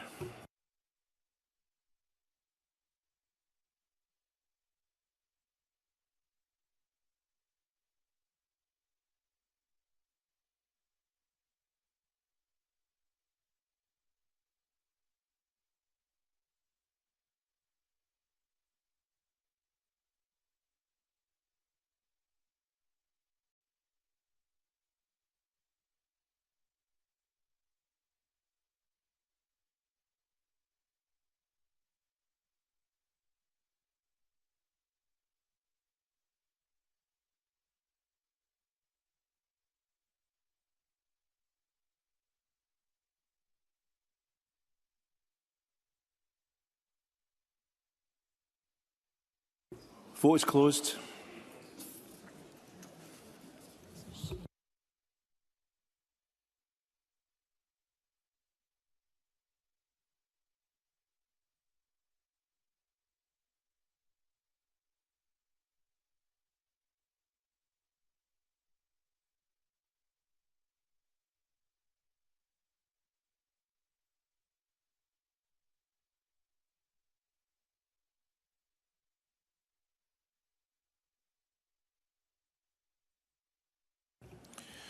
The result of vote in motion 105 in the name of John Swinney as amended is yes 72, no 55.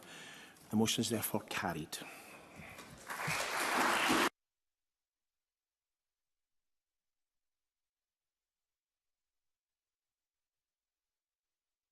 I propose to ask a single question on 2 Parliamentary Bureau motions. Does any member object?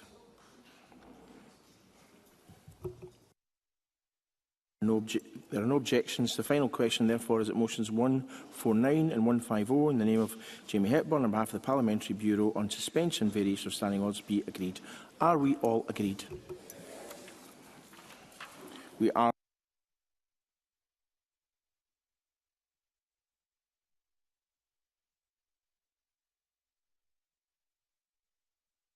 Close